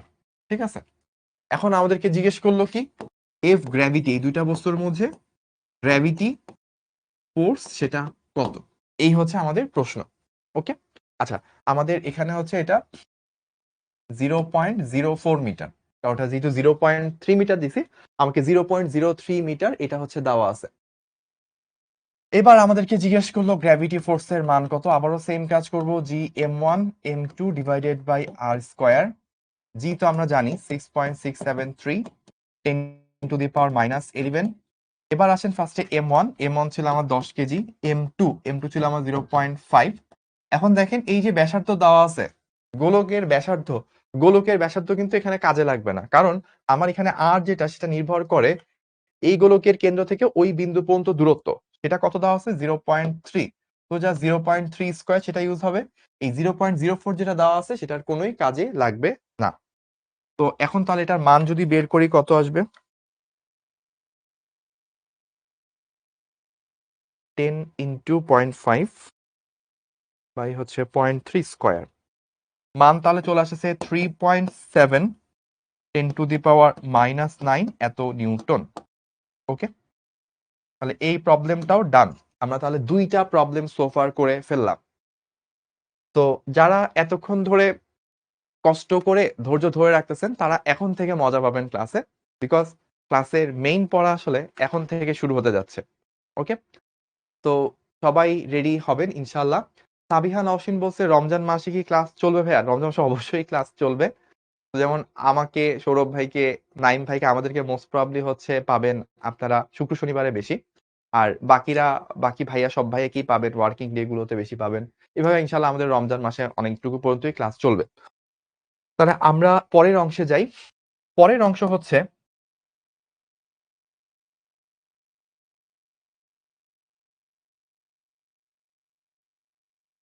এইটা একটা দণ্ড আর এইটা হচ্ছে একটা বিন্দু, ঠিক আছে?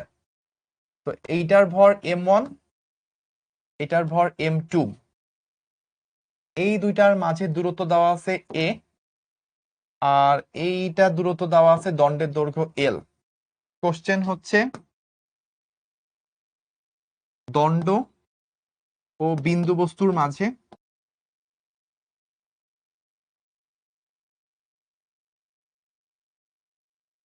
গ্র্যাভিটি ফোর্স কত?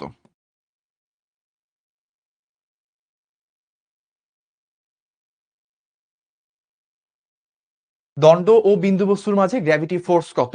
ঠিক আছে, ও আচ্ছা, এটা P3 দি নাই। বাহ, আমার স্টুডেন্ট গুলো তো বেশ ভালো, আমাকে ভুলে গেলে মনে করায় দেয়। এই, কি হইলো? তাহলে দণ্ড ও বিন্দু বস্তুর মাঝে গ্র্যাভিটি ফোর্স কত, খুবই স্পেশাল একটা প্রবলেম। এই প্রবলেমটা আমরা সলভ করব। তো এখন কিন্তু আর আপনি ডিরেক্টলি বলতে পারবেন না যে ভাইয়া F is equals to G m1 m2 by a square বা a প্লাস l স্কোয়ার। তো এখন আসলে কি হবে? F is equals to G m1 m2 এগুলো নিয়ে তো টেনশন নাই। নিচে কি হবে কেউ কি বলতে পারবেন? আমাকে রাখি দেবনাথ বলছে a স্কোয়ার, আরেকজন বলছে a plus l/2 whole square. এই তো হয়ে গেছে। সেই সেই আমাকে একজন খুব পারফেক্টলি বলে দিচ্ছে যে ভাইয়া এইটা যেটা হবে, এই পুরা বস্তুটার ভার কেন্দ্র কোথায় হবে? একদম মাঝখানে। তাহলে এইটুকু কত হবে? l/2। তাহলে ভাইয়া আমার অ্যান্সার হবে কি? আমার অ্যান্সার হবে হচ্ছে এখানে এই যে a প্লাস l/2 তার স্কোয়ার। কারণ এখন আমার এইটা তো একটা বিন্দু আর ওইটা একটা দণ্ড, তাহলে এই দণ্ডের মধ্যবিন্দু যেখানে আছে ওইখানে কি পুরো দণ্ডটার ভরটা কি আসলে মাঝখানে দিয়ে কাজ করে? তাহলে এই হচ্ছে ভার কেন্দ্র, এই হচ্ছে এই বস্তু। তাহলে এই পুরো দণ্ডটাকে যদি একটা বিন্দু চিন্তা করি সেটা হচ্ছে মাঝখানের বিন্দু হবে। তাহলে এখান থেকে এই দূরত্ব এ, দণ্ডের পুরো দৈর্ঘ্যের অর্ধেক জায়গায় হচ্ছে ওই বিন্দুটা থাকবে। তো এটা l/2, টোটাল দূরত্ব a প্লাস l/2। তো এটা বসাই দিলাম, হয়ে গেল। তাহলে এইটুকু পর্যন্ত কি সবাই ধরতে পারছেন? সবাই ক্লিয়ার এইটুকু পর্যন্ত? আরে সেই, অনেকে অনেকে বলছে ক্লিয়ার। হ্যাঁ ভাই, এই যে ইসরা সুলতানা, নাইম, হ্যাঁ তারপর হচ্ছে যে তারপর হচ্ছে আর অনেকে বলছে, ঐশী, আর অনেকে ক্লিয়ার। আরে ক্লিয়ার, সেই সেই। তো আপনারা ক্লিয়ার, আপনাদের কনফিডেন্স দেখে ভাইয়া আসলেই মুগ্ধ।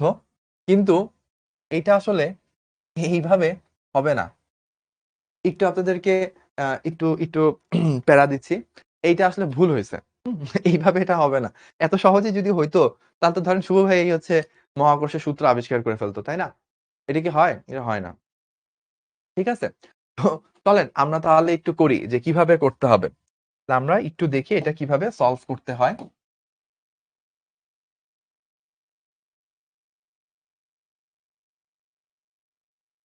এই যে আমি কপি করে নিলাম, এখন কি করব? পেস্ট করব, তাই না? ওকে, লেটস সলভ দ্য প্রবলেম।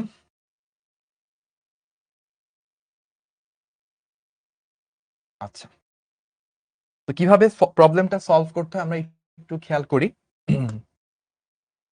এখানে যেটা আমরা করব সেটা হচ্ছে আমাদের এই চ্যাপ্টারে নিউটন যখন সূত্র দিয়ে গেছিল সেই কিন্তু দিছে দুইটা বিন্দুর মাঝে কি কাজ করে সেই সূত্রটা দিয়ে গেছে।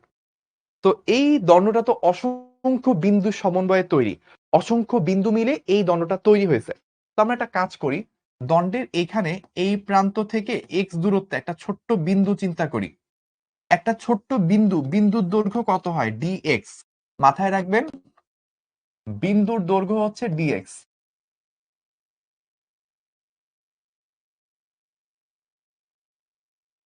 ঠিক আছে? এখন তাহলে দেখেন M1 একটা বিন্দু, ডিএক্স এর এখানে একটা বিন্দু। ঠিক আছে? তো আমাকে বলছে একজন ধোকা, মানে ভাইয়া ধোকা দিল। ঠিক আছে? তো ধোকা ভাইয়া কেন দিব? মানে উল্টা আপনারা বলবেন যে ভাইয়া যত পারেন আমাদেরকে ধোকা দেন। কারণ মানে আমার ভাইয়ার ক্লাস করার পর আপনি লাইফে যেন আর ধোকা খেতে না হয়, বা কেউ যখন আপনাকে ধোকা দিতে আসবে তখন যেন আপনি বলতে পারেন যে আমি তো শুভ ভাইয়ের ক্লাস করে আসছি। হ্যাঁ? তো ওইভাবে আপনাদেরকে আগে থেকে শুধুমাত্র আপনাদেরকে বুয়েটে চান্স পেলে, মেডিকেলে চান্স পেলেই তো হবে না। লাইফে যখন আপনি চলার পথে হাঁটতে যাবেন, আপনি প্রেম করতে গেলে ছেলে হইলে মেয়ে ধোকা দিবে, মেয়ে হইলে ছেলে ধোকা দিবে। আপনি বাজারে কিনতে গেলে দোকানদার ধোকা দিবে। তারপর আপনি চাকরি করতে গেলে দেখবেন আপনার কলিগরা ধোকা দিচ্ছে। আপনি বিয়ে করতে গেলে শ্বশুর-শাশুড়ি ধোকা দিবে। আপনি জগতের প্রতি পদে, পদে ধোঁকা আপনাকে দিয়ে থাকবে। তো প্রকৃত শিক্ষক কারা? যারা আপনাকে এসব ধোঁকার মধ্যে থেকে কিভাবে আপনি নিজেকে বাঁচায়, আপনি যেভাবে আপনার অধিকার, আপনার হকটা আদায় করে আনতে পারবেন, সেই প্র্যাকটিসটা আপনাকে ছোটবেলা থেকে দিবে। তো ওই কারণেই কিন্তু ভাইয়া এইগুলা করা। হ্যাঁ? এমনি, এমনি না। মহৎ উদ্দেশ্য আছে। তো তাহলে চলেন M1 একটা বস্তু, এখানে আরেকটা বিন্দু বস্তু। তো যদিও বিন্দুটি একটু বড় হয়ে গেছে, আসলে আমি একটু, নয়তো আপনি দেখতেই পাবেন না। তো এই দুইটা বিন্দু বস্তু, এই বিন্দুটা এবং এই বিন্দুটা, দুইটা বিন্দুর মাঝে মহাকর্ষ বল কত সেটা আমরা হিসাব করব। ঠিক আছে? তো এখন আসেন আমরা কি এইটা বলতে পারি কিনা, এইটা যেহেতু খুব অল্প ভর, এইটার ভরটাকে আমি dm2 বললাম। ঠিক আছে? এই বিন্দু বস্তুর ভরটা যেহেতু খুবই অল্প, এটাকে dm2 বলবো। এখন আপনি দেখেন একটু খেয়াল করে, এল দৈর্ঘ্যের ভর হচ্ছে m2, অতএব একক দৈর্ঘ্যের ভর আসলে কত? m2 বাই এল, প্রতি একক দৈর্ঘ্যের ভর এত। তাহলে আপনার dx দৈর্ঘ্যের ভর কত? m2 into dx divided by l, তাই না? তাহলে এই জিনিসটাই কি হবে? dm2, মানে খুব অল্প অংশের জন্য কতটুকু আপনার ভর আসে সেটা আমরা পেয়ে গেলাম। ওকে? আচ্ছা, এবার আমরা কি করব দেখেন, এবার আমরা যেটা করব, আমি দুইটা বিন্দু পাইছি, একটা হচ্ছে এই বিন্দুটা আর একটা হচ্ছে ডিএক্স এর মধ্যে আরেকটা বিন্দু আছে। এই দুইটা বিন্দুর মাঝে কতটুকু গ্র্যাভিটি ফোর্স কাজ করে সেটা আমরা বের করব। তো এই বলটাকে আমি ডিএফ বলতেছি কেন? কারণ যদি পুরা বস্তুটার সাথে এই বিন্দুর বল নির্ণয় করতাম তাহলে টোটাল ফোর্স পাইতাম। এখন তো তার একটা ছোট্ট পোর্শনের সাথে বলটা বের করতেছি, তাহলে পুরা বস্তুর জন্য যে বল পাবো তার তুলনায় এটা খুবই নেগলিজিবল হবে। যেহেতু খুবই অল্প তাই এটাকে এফ না লিখে খুবই সূক্ষ্ম বল, খুবই অল্প বল ডিএফ বলতেছি। কারণ আমরা ডিএফ কে ইন্টিগ্রেশন করলে কি টোটাল এফটা পাবো। তাহলে এই ডিএফ কি হবে? ডি m1 ইন্টু ওই যে dm2, এই বিন্দুটার ভর, প্রথম বিন্দুটার ভর m1, পরের বিন্দুটার ভর হচ্ছে dm2, ডিভাইডেড বাই তাদের মাঝখানে দূরত্ব কত দেখেন, a প্লাস এইটুকু দূরত্ব আমি x ধরে নিছিলাম, সো a প্লাস x তার স্কয়ার। আচ্ছা, এখন আমি দুইটা বিন্দুর মাঝে বল বের করছি। এখন আমি যদি এরকম এই দুইটা বিন্দু না নিয়ে এখানে এইটা এইটা এটা, এই দুইটা বিন্দু, এই দুইটা বিন্দু, এই দুইটা বিন্দু, এরকম অসংখ্য বল নেওয়া সম্ভব ছিল। প্রতি দুইটা বিন্দুর মাঝে এভাবে বল নিতে নিতে এখান থেকে শুরু করে এইখান পর্যন্ত সবগুলা বিন্দুকে যদি আমি কম্বাইন করি তাহলে যে বলটা পাবো সেটাই তো আসলে টোটাল বল হবে। তাহলে আমরা জাস্ট এইটা একটা বিন্দুর সাথে এটা বল নির্ণয় করছি, এরকম প্রতিটা বিন্দুর সাথে বল নির্ণয় করে যোগ করতে হবে। এরকম এরকম অসীম সংখ্যক যোগের মানেই কি আসলে ইন্টিগ্রেশন করা। তাহলে আমরা যদি ইন্টিগ্রেশন করি, ডিএফ কে ইন্টিগ্রেশন করি, তাহলেই কিন্তু আমরা কি পাবো? টোটাল বলটা পাবো। তাহলে টোটাল বল হবে কি? টোটাল বল হবে ইন্টিগ্রেশন অফ ডিএফ। তার মানে এই টোটাল জিনিসটা একটু আমাদেরকে ইন্টিগ্রেশনে নিয়ে আসতে হবে। m1 ইন্টু dm2 এর মান যদি আমরা বসাই, m2 dx divided by a plus x তার, sorry, m2 dx divided by L, আর নিচে তো আছেই a প্লাস এক্স তার হোল স্কয়ার। ওকে? এবার এবার হচ্ছে যে আমরা যেটা করব সেটা কি, সেটা হচ্ছে একটা লিমিট বসাইতে হয় ইন্টিগ্রেশন করার সময়। আমরা আগেও দেখছি, এখনো দেখবো, লিমিট বসাইতে হয়। লিমিটটা কার বসানো হয়? এই যে ডি এর সাথে যে আছে, ডি এর সাথে কি আছে? এক্স আছে, তাহলে এক্স এর লিমিট বসাইতে হবে, যে এক্স মিনিমাম কতটুক হওয়া সম্ভব সেটা এখানে বসাবো, আর এক্স সবচেয়ে বড় কতটুক হওয়া সম্ভব সেটা এখানে বসাবো। তো আমার মিনিমাম এক্স কত হইতে পারে? এই জায়গায় এক্স মিনিমাম হইতে পারে 0, আর এক্স এর ভ্যালু এখান থেকে বাড়তে বাড়তে বাড়তে সর্বোচ্চ কতটুক হইতে পারে? এই জায়গায় এক্স এর ভ্যালু সর্বোচ্চ ম্যাক্স, এক্স এর সর্বোচ্চ ভ্যালু হইতে পারে এল এর সমান। তাহলে আমার এক্স এর মিনিমাম ভ্যালু হচ্ছে 0, ম্যাক্সিমাম ভ্যালু হচ্ছে এল। সেটা আমরা করে ফেললাম। এবার আমরা যেটা করব, কনস্ট্যান্ট ইন্টিগ্রেশনের মধ্যে কনস্ট্যান্ট থাকলে এগুলোকে কি করতে হয়? বাইরে নিয়ে আসতে হয়। So G m1 m2 divided by l, এগুলা কনস্ট্যান্ট। ভিতরে পড়ে থাকে কি? dx divided by a plus x তার স্কয়ার। আর লিমিট তো আমরা দিলামই, লিমিট আমরা কত দিছি? 0 থেকে এল পর্যন্ত। ওকে, এইবার আপনাদেরকে একটা ইন্টিগ্রেশনের ফর্মুলা মনে করাই দিই। আমি জানি আপনারা খেয়ে ফেলছেন। সেটা হচ্ছে dx divided by a plus x তার স্কয়ার। এটা করলে কি হয়? এটা করলে -1 divided by a plus x হয়। এটা কি? এটা হচ্ছে সূত্র, এটা ইন্টিগ্রেশনের সূত্র। কেউ যদি ভুলে যেয়ে থাকেন, ভাইয়া আলাদা করে লিখে দিলাম যেন আপনাদের পরবর্তী কনফিউশন না হয়। এটা ইন্টিগ্রেশনের সূত্র, এটা হয়তো ভেক্টর চ্যাপ্টারে বলে আসছিলাম। এখন যদি কেউ ভুলে যেয়ে থাকেন সমস্যা নেই, সূত্র মাথায় রাখলেই হবে। এখানে খুব কঠিন সূত্র লাগবে না, এই সূত্রটা জানা থাকলেই হবে। ওকে, আর আপনারা যখন ম্যাথে ইন্টিগ্রেশন করবেন তখন দেখবেন এগুলো একেবারেই পানি ভাত হয়ে যাবে। তাহলে আমরা সেই অনুযায়ী যদি বসাই তাহলে আমাদের কি আসবে? আমাদের চলে আসতেছে F is equals to G m1 m2 divided by L, এখানে -1 divided by a plus X, আর এখানে লিমিট গুলো বসাতে হবে। লিমিট কত? 0 থেকে এল। আমরা একটু বসাইলে চলে আসা হচ্ছে জি m1 m2 by L into, এখানে ফার্স্টে -1 ডিভাইডেড বাই এক্স এর জায়গায় ফার্স্টে এল বসাবো, মাইনাস মাইনাসে প্লাস, এক্স এর জায়গায় 0 বসাইলে এটা চলে আসে। তো আমরা যদি একটু সাজায় লিখি জি m1 m2 by L into লসাগু করি a ইন্টু a প্লাস এল, লসাগু করলে কি হবে? -a প্লাস a প্লাস এল। তাহলে দেখেন এখানে আবার যেটা হচ্ছে এ এ কাটাকাটি চলে যাচ্ছে, একটা এল পড়ে থাকে, সেই এলটা আবার এটার সাথে কাটাকাটি হয়ে যাবে। তাহলে দিন শেষে থাকবে কি? দিন শেষে থাকবে হচ্ছে এরকম, f is equals to g m1 m2 divided by a into a plus L. এটাই দেখেন দিন শেষে পড়ে আছে। ওকে, এই হচ্ছে আমাদের ফর্মুলা। তাহলে পুরা জিনিসটা আরেকবার আমাকে একজন কমেন্ট করছে, ভাইয়া কেমনে হলো সূত্র, মানে ইন্টিগ্রেশন সূত্র কেমনে হলো? ইন্টিগ্রেশনের সূত্র আপনাদের ভেক্টরের ক্লাসে অলরেডি পড়ানো হয়েছে। আর ম্যাথের চ্যাপ্টার গুলো যখন আপনারা পড়বেন, ম্যাথের সৌরভ ভাইয়া, ইমন ভাইয়া, নাইম ভাইয়া, হ্যাঁ, ইকবাল ভাইয়া, তারপর আপনার ইমন ভাইয়া, সরি এরাম ভাইয়া, এরা সবাই ভাইয়ারা যখন পড়াবে তখন হচ্ছে আপনারা আরো ডিটেলসে বুঝবেন, কারণ এটা ম্যাথসের পার্ট। আপাতত ভাইয়া আরেকবার স্মরণ করায় দিলাম সূত্রটা কি, মনে রেখে কিভাবে ইমপ্লিমেন্ট করতে হয়। তো পুরা জিনিসটা ভাইয়া আরেকবার রিক্যাপ করব, বাট তার আগে একটা ছোট্ট জিনিস বলি। কেউ কি এমন আছেন একবারই বুঝে গেছেন?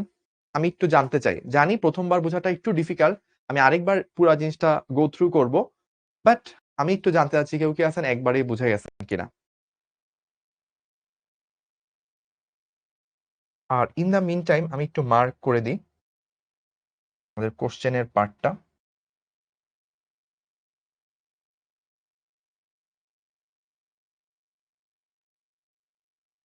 ওকে, অনেকে বলছে বুঝছি, পানির মতো বুঝছি, ও সেই সেই। তো আমরা একটু একটু জিনিসটা খেয়াল করি যে এখানে কি ছিল। বুঝানোর আগে একটা জিনিস বলবো, নর্মালি ভাইয়া এফ সমান সমান কি ছিল? G m1 m2 divided by R square, মানে দূরত্ব স্কোয়ার, তাই না? দূরত্ব স্কোয়ার মানে কি? R into r. তো এখানে তো ভাইয়া দূরত্ব একটা না, মানে এখান থেকে এই প্রান্ত পর্যন্ত দূরত্ব এ, আবার ওই প্রান্ত পর্যন্ত দূরত্ব এ প্লাস এল, দুইটা দূরত্ব। আগে তো দুইটা বিন্দু হইলে আমি এখান থেকেও দূরত্ব এ, এখান থেকে এখান পর্যন্ত দূরত্ব আর, আরেকবারও যদি চিন্তা করি সে আরও হবে, আরই হবে। তো এখানে তো একটা বিন্দু, দণ্ডের এই মাথা পর্যন্ত দূরত্ব এ, আর এই মাথা পর্যন্ত এ প্লাস এল। তাই এবার আর আর ইন্টু আর না হয়ে এ ইন্টু এ প্লাস এল হয়েছে। দেখেন দুইটা দূরত্ব গুণ হওয়ার কথা, দুইটা দূরত্ব গুণ হয়ে গেছে। এটা হচ্ছে মনে রাখার উপায়। ঠিক আছে, আমাকে বলছে এসএস নিবেন। আচ্ছা এসএস নিব, সমস্যা নেই ভাই, বাট ভাইয়া আগে সবাইকে ক্লিয়ার করে নি যেন সবাই একসাথে এসএস নিতে পারে। ঠিক আছে চলেন, এখানে কি ঘটতেছে বলতেছি, একটা বিন্দু বস্তু আর একটা দণ্ড, তাদের মধ্যবর্তী গ্র্যাভিটি ফোর্স কত সেটা বের করতে হবে। তো আমরা যেটা সমস্যায় পড়ছি প্রথমে সেটা হচ্ছে যে ভাইয়া এখানে তো দণ্ডের এক একটা বিন্দু এটার সাথে এক এক রকম ভাবে ক্রিয়া করে, আর প্রত্যেকটা বিন্দুর সাথে এটা একটা আলাদা সূত্র কাজ করবে কারণ দূরত্বগুলো তো চেঞ্জ হচ্ছে। তাহলে আমরা একটা কাজ করি, এই বিন্দুর সাথে এখানে একটা ছোট্ট বিন্দু সিলেক্ট করে নিই, ওই দুইটার মাঝে গ্র্যাভিটি ফোর্সটা কত বের করি। ঠিক আছে, তাহলে এখানে যে একটা বিন্দু নিব, বিন্দুটা ধরলাম এই প্রান্ত থেকে এক্স দূরত্বে, তাহলে ওই বিন্দুর দৈর্ঘ্য কত মাথায় রাখবে, বিন্দুর দৈর্ঘ্য হচ্ছে ডিএক্স হয়, সো ধরলাম ডিএক্স।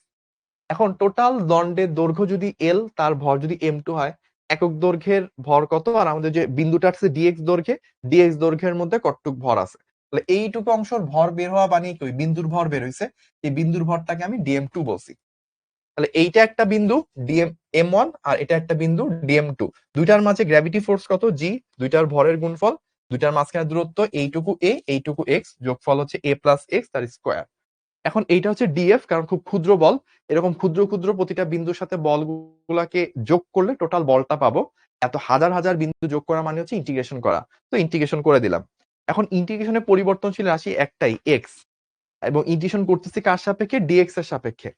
তো আমার লিমিটটা হবে হচ্ছে এক্স এর লিমিট, এক্স মিনিমাম কি এখান থেকে শুরু করে আমাকে ওই পার পর্যন্ত যেতে হবে, তো এক্স এইখানে যদি স্টার্ট হয় তাহলে আমার এক্স এর মিনিমাম ভ্যালু হবে 0, আর ওই জায়গায় ম্যাক্সিমাম এইটুক পর্যন্ত যেতে পারবো, তাহলে ম্যাক্সিমাম ভ্যালু এল। এই জন্য লোয়ার লিমিটটা 0, আপার লিমিটটা হচ্ছে এল। এবং ভাইয়া কাইন্ডলি কাইন্ডলি ভাইয়া রিকোয়েস্ট করবো, ভাইয়া এই কমেন্টটা প্লিজ ভাইয়া কেউ করবেন না যে ভাইয়া মানে আপনি যদি ইন্টিগ্রেশন না করে থাকেন, জীবনে কোনোদিন ক্যালকুলাস ক্যালকুলাস চোখেও দেখেন নাই, ইন্টিগ্রেশন করার নাই, এখন যদি আপনি আমাকে বলেন যে ভাইয়া বুঝি নাই, কিন্তু আমি হয়তো বুঝবো যে আমি ইন্টিগ্রেশন বুঝাইতে পারতেছি না, বাট ইন্টিগ্রেশন আপনি জীবনে কোনোদিন না করে আসলে আজকে ফার্স্ট দেখলে জীবনেও বুঝবেন না।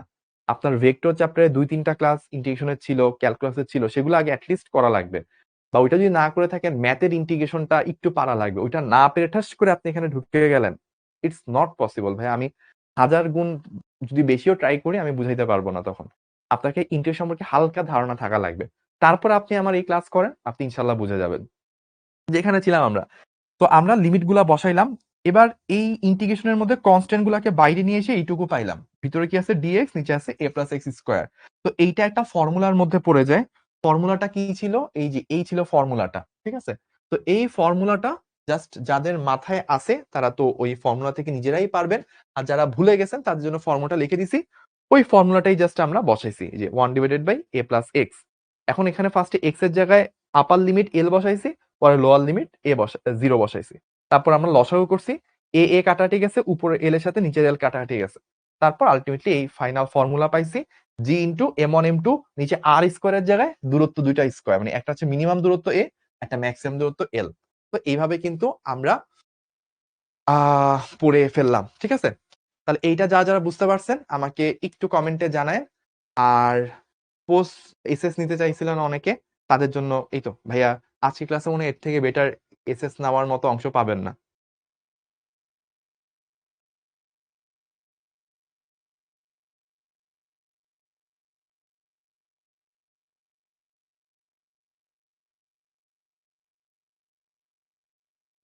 ওকে ক্লিয়ার, অনেকে বলছে ক্লিয়ার, এগুলো কি না বুঝলে সমস্যা হবে? বোর্ড পরীক্ষার জন্য কোনো সমস্যা নেই, কলেজে কিছুটা সমস্যা হইতে পারে, অনেক কলেজের পরীক্ষা এখন এগুলো আসে, সত্য কথা বলতেছি। আর গতকালকে সরি পরশুদিন হচ্ছে ঢাকা ভার্সিটির পরীক্ষা হইলো, দেখতেই তো পাইছেন ঢাকা ভার্সিটির কোশ্চেনের লেভেল। তো এখনকার দিনটা বা যুগটা অনেক বেশি কম্পিটিশনের, তো আপনি নর্মাল পড়া ট্রেডিশনাল পড়া চলে গেলে তার বোর্ড পরীক্ষা পর্যন্ত হয়তো ভালো হইতে পারে, বাট এরপর আসলে সার্ভাইভ করাটা খুব টাফ হবে। এবং আপনি বোর্ড পরীক্ষার পরে যে নতুন করে এগুলা শিখবেন, ওইটা আসলে শিখে আপনার ওই মুহূর্তে অ্যাডমিশনে কতটুকু কি করতে পারবেন এটা আসলে বলাটা মুশকিল। তো এগুলো যদি পারেন আগে থেকে করে রাখা ভাইয়ার সাথে, then এটা খুবই ভালো। মহাকর্ষ সম্পর্কে কিছু সূত্র বলা আছে, ওই যে মহাকর্ষ বলের মান বস্তুর আকার আকৃতি এইসবের উপর নির্ভর করে না, ভরগুলার গুণফলের সাথে সমানুপাতিক, ভরগুলার গুণফলের সাথে সমানুপাতিক। এই যে দেখেন ভরের গুণফলে সমানুপাতিক এটা বলা আছে, আর দূরত্বের বর্গের ব্যস্তানুপাতিক। বেসিক্যালি আমাদের সূত্রটা এখানে আরেকবার বলছে। তারপর মহাকর্ষীয় ধ্রুবক জি নিয়ে কাজ করছে, যেটা আমরা অলরেডি বলছি 6.673 10⁻11। তো এখানে একটা জিনিস একটু বলবো, newton metre square per KG square. তো তো এইটার মাত্রাটা জানা খুব ইম্পর্টেন্ট, এটা এমসিকিউতে আসে, এটা এমসিকিউর জন্য খুবই গুরুত্বপূর্ণ। মাত্রা দেখেন, নিউটন আসলে কি, নিউটন যদি আমরা বলি তাহলে হচ্ছে kg metre per second square into metre square per KG square, তাই না?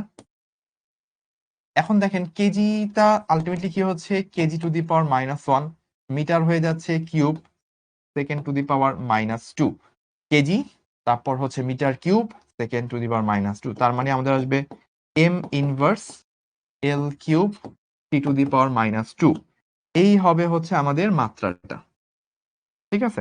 আমরা কিন্তু মাত্রাটা কি হবে সেটা কিন্তু লিখে ফেললাম। ওকে ওকে, টিএমসি ড্রিমার, থ্যাংক ইউ ভাই আপনার কমেন্টের জন্য। ঈশামণি বা অনেকে বলছে কমেন্ট দেখা যায় কিনা, সবার কমেন্ট দেখা যায়, তাহলে আমরা এইটুকু পরিমাণ করে ফেললাম। মহাকর্ষীয় সূত্রের ভেক্টর রূপ, বইতে লেখা আছে প্রবেশতার উপর জি নির্ভর করে না। প্রবেশতা কি? প্রবেশতা হচ্ছে চুম্বকত্ব, ম্যাগনেটিজমের একটা জিনিস। যখন আপনারা ফিজিক্স সেকেন্ড পেপারের চ্যাপ্টার 4 এবং 5 পড়বেন, তখন আপনার প্রবেশতা কি সেটা জানতে পারবেন। প্রবেশতাকে মিউ দ্বারা প্রকাশ করা হয়। তো এই মুহূর্তে প্রবেশতা নিয়ে কোনোই চিন্তা করা লাগবে না, জাস্ট এইটুকু মাথায় রাখেন। প্রবেশতা হচ্ছে চুম্বক ধর্মের উপর নির্ভর করে, মাধ্যমের চুম্বক ধর্মের উপর নির্ভর করে প্রবেশতা বিভিন্ন রকম হইতে পারে। তো যত যত ধরনের সিচুয়েশনই হোক না কেন, কোন সিচুয়েশনই আসলে জি এর মানকে চেঞ্জ করতে পারে না, ঠিক আছে? ওকে, তো আমরা মহাকর্ষীয় সূত্রের ভেক্টর রূপ দেখব। ভেক্টর রূপটা কিরকম? ভেক্টর রূপটা হচ্ছে এরকম, ধরেন m1 আর m2 দুইটা বস্তু আছে, তাদের মাঝখানে দূরত্বটা হচ্ছে r, ঠিক আছে? এখন আপনি যখন সূত্রটা লিখবেন, কি লিখবেন? G m1 m2 divided by r square. Normally তো এটা লিখে থাকেন, কিন্তু এখন আর এটা লেখা যাবে না। ভেক্টর ফর্ম যদি আপনি লিখতে চান এফ, তখন কি করতে হবে? G m1 m2 divided by r cube, এইটার পর একটা আর ভেক্টর দিতে হবে। কেন? কারণ আর ভেক্টর মানে কি, একটা মান ইন্টু একক ভেক্টর। ওই মানটা আর কিউব কাটাকাটি যে কি হবে, নিচে আর স্কোয়ারই পড়ে থাকবে। কিন্তু এইটার কারণে কি হয়ে গেছে, একটা আপনি দিক পেয়ে গেছেন। কিন্তু এখানে একটা ব্যাপার আছে, শুরুতে আপনাকে একটা মাইনাস দিতে হয়। কেন মাইনাস দিতে হয়? ধরেন আপনি বললেন যে ভাই এই এফটা কি m1 দিচ্ছে m2 এর উপর, তো আমি এটা একটু সাইডে লিখে দিলাম, m1 কর্তৃক m2 এর উপর প্রযুক্ত বল। এটা ধরেন আপনি বললেন, ঠিক আছে, যে m1 কর্তৃক m2 এর উপর প্রযুক্ত বল। এখন যেহেতু আপনি m1 বলটা দিচ্ছে, তাহলে আপনার দূরত্বটা হিসাব করা উচিত, অবস্থান ভেক্টরটা হিসাব করা উচিত m1 থেকে m2 এর দিকে। দ্যাট মিন্স এইটা হচ্ছে আপনার আর ভেক্টর, ঠিক আছে? তাহলে আর ভেক্টরটা হচ্ছে যে বলটা দিচ্ছে তার থেকে স্টার্ট হয়ে যার উপর বল দিচ্ছে তার দিকে। তাহলে আর ভেক্টরের দিক হচ্ছে এই দিকে, আর আপনার বলটা কাজ করতেছে এই দিকে। তো আর এর দিক বেসিক্যালি এরকম, এটা হচ্ছে আর এর দিক, আর এইটা হচ্ছে বলের দিক। তাহলে দুইটা দিক তো অপোজিট, অপোজিট বোঝানোর জন্য এখানে একটা মাইনাস দেওয়া হয়। আর আর ভেক্টর আর আর কিউব কাটাকাটি করলে নিচে আর স্কোয়ার পড়ে থাকে, আর এইদিকে হচ্ছে আর ভেক্টরের দিকে একটা একক ভেক্টর পড়ে থাকে। তো সূত্রের মানটা সেম, জাস্ট এইটা করলে যেটা হয় দিকটা চলে আসে। ওকে, তো পুরো ব্যাপারটা আরেকবার একটু বলতেছি, যে আপনার এখানে জি m1 m2 by r square আমরা করলাম কি, নিচে আর কিউব দিয়ে এখানে আর ভেক্টর দিয়ে দিলাম। তো একটা ভেক্টর মানে কি, সেটার মান ইনটু একক ভেক্টর। তো মান যদি শুধু আর হয়, আর আর আর কিউব কাটাটি যে নিচে আর স্কয়ারই পড়ে থাকে, জাস্ট এদিকে একটা একক ভেক্টর আর ক্যাপ থাকে। তো একক ভেক্টর না লিখলেও হয়, বা আপনি এভাবেও লিখতে পারেন চাইলে সূত্রটা, যে minus G m1 m2 by r square into এখানে হচ্ছে আর ক্যাপ। আর ক্যাপ লিখলেও কোনো সমস্যা নেই, ঠিক আছে? তো আর ক্যাপ দিক কোন দিকে, যে বল প্রয়োগ করে ওই বিন্দু থেকে অপর বস্তুটার দিকে, এটা হচ্ছে আর ক্যাপের দিক। আর আপনার বল তো কি আকর্ষণ বল ভিতরের দিকে, সো অপোজিট দিক বোঝানোর জন্য একটা মাইনাস এখানে চলে আসে, ঠিক আছে? এই হচ্ছে পুরো সিস্টেম। সো m1 কর্তৃক m2 এর উপর প্রযুক্ত বল, এটাকে সাধারণত আমরা এইভাবে প্রকাশ করে থাকি। তাহলে আমরা এইটুকু ডান। এবার হচ্ছে মহাকর্ষ বল সংক্রান্ত দুই একটা কথা ছোট না বললেই না, সেটা হচ্ছে মধ্যবর্তী আকর্ষণ, মহাকর্ষ বলের প্রকৃতি, মহাকর্ষ বল দুইটা বস্তুর মধ্যে পরস্পরের আকর্ষণ, এটা অলওয়েজ আকর্ষণ হয়, কোনো বিকর্ষণ হয় না। সংযোগ সরল রেখা বরাবর ক্রিয়া করে, মহাকর্ষ বস্তুর মাধ্যমে প্রকৃতির উপর নির্ভর করে না। তো এই ব্যাপারগুলো আপনারা আগে থেকেই জানেন। তো অভিকর্ষ কি? মহাকর্ষর পর আরেকটা কমন টার্ম হচ্ছে অভিকর্ষ। জগতের যে কোনো দুইটা বস্তুর মাঝে যে আকর্ষণ, সেটা হচ্ছে মহাকর্ষ। তো মহাকর্ষ হইতে পারে, ধরেন ব্যাপারটা এরকম, ধরেন সূর্য ও চাঁদ, এদের মাঝখানে যে বল, এটা কি? মহাকর্ষ। জগতের যে কোনো দুইটা বস্তু, বা ধরেন কলম ও জিমি ভাই, কলমের সাথে জিমি ভাইয়ের যে সম্পর্ক, সেটাও কি? মহাকর্ষ। বা ধরেন কলম ও পৃথিবী, একটা কলম নিলেন আর পৃথিবী নিলেন, এটাকে আপনি কি বলতে পারেন? এটা মহাকর্ষ, আবার এটাকে চাইলে আপনি অভিকর্ষও বলতে পারেন, দুইটাই বলতে পারেন।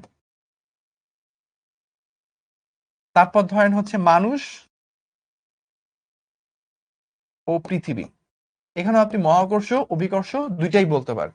তো সকল অভিকর্ষ বলই মহাকর্ষ, মাথায় রাখবেন, সকল অভিকর্ষই মহাকর্ষ।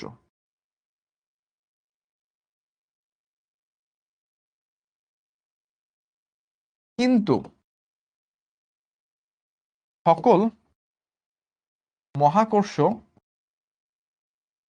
অভিকর্ষ নয়। ওকে, যখনই দুইটা বস্তুর মধ্যে একটা পৃথিবী হবে, তখনই ওইটার নাম অভিকর্ষ হয়ে যাবে।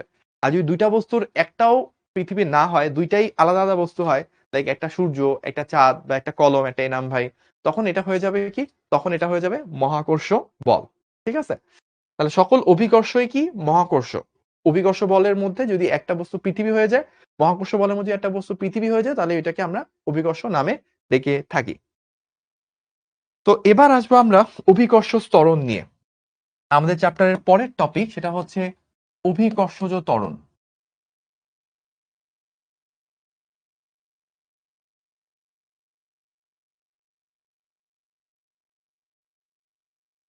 তো আমরা একটু খেয়াল করি, ধরেন এই হচ্ছে পৃথিবী আছে,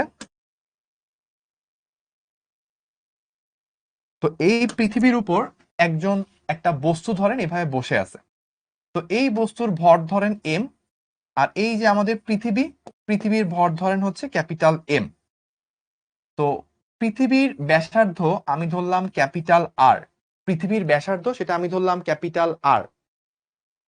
এখন দেখেন, আপনি যদি কাজ করেন যে ভাইয়া এই দুইটা বস্তুর মাঝে আমার কতটুকু মহাকর্ষ বল কাজ করতেছে সেটা আমি বের করব, তাহলে আপনি কি লিখবেন?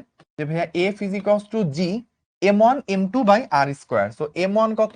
m1 হচ্ছে পৃথিবীর ভর, m কত? ওই যে ওই বস্তুটার ভর স্মল m, ডিভাইডেড বাই দূরত্ব। খেয়াল করেন তো, এই দুইটা বস্তুর মাঝে যে দূরত্ব স্মল আর, এইটা আসলে কি পৃথিবীর ব্যাসার্ধের সমান না? মানে আমি যদি দুইটা বস্তুর মধ্যে একটা হয় পৃথিবী, আর একটা হয় হচ্ছে অন্য কোনো বস্তু, পৃথিবীর পৃষ্ঠের উপর থাকা যে কোনো বস্তু, তাহলে ওই দুইটা বস্তুর মাঝে যে দূরত্বটা সেটা আসলে কি পৃথিবীর ব্যাসার্ধের সমান হবে। কারণ পৃথিবীর সেন্টার থেকে পৃষ্ঠ পর্যন্ত যে দূরত্ব, পৃথিবীর কেন্দ্র থেকে ওই বস্তু দূরত্ব এক্স্যাক্টলি তা। তাহলে ওইখানে আমি স্মল আর না লিখে চাইলে পৃথিবীর ব্যাসার্ধ ক্যাপিটাল আর লিখতে পারবো। এই যে এই ভ্যালুটা লিখলাম, এই ভ্যালুটা লেখার পর দেখেন তো এটা কি বুঝেন কিনা। এই যে এই বলটা, এই বলে কি পৃথিবী বস্তুটাকে নিজের দিকে টানবে, এই বলে হচ্ছে এম ভরের বস্তুকে পৃথিবী তার নিজের কেন্দ্রের দিকে টানবে। এখন যে কোনো বস্তুর উপর প্রযুক্ত বল কি? M A. যে কোনো বস্তুর উপর প্রযুক্ত বল F equals to M A, তাহলে আমরা G M M divided by R square পাচ্ছি।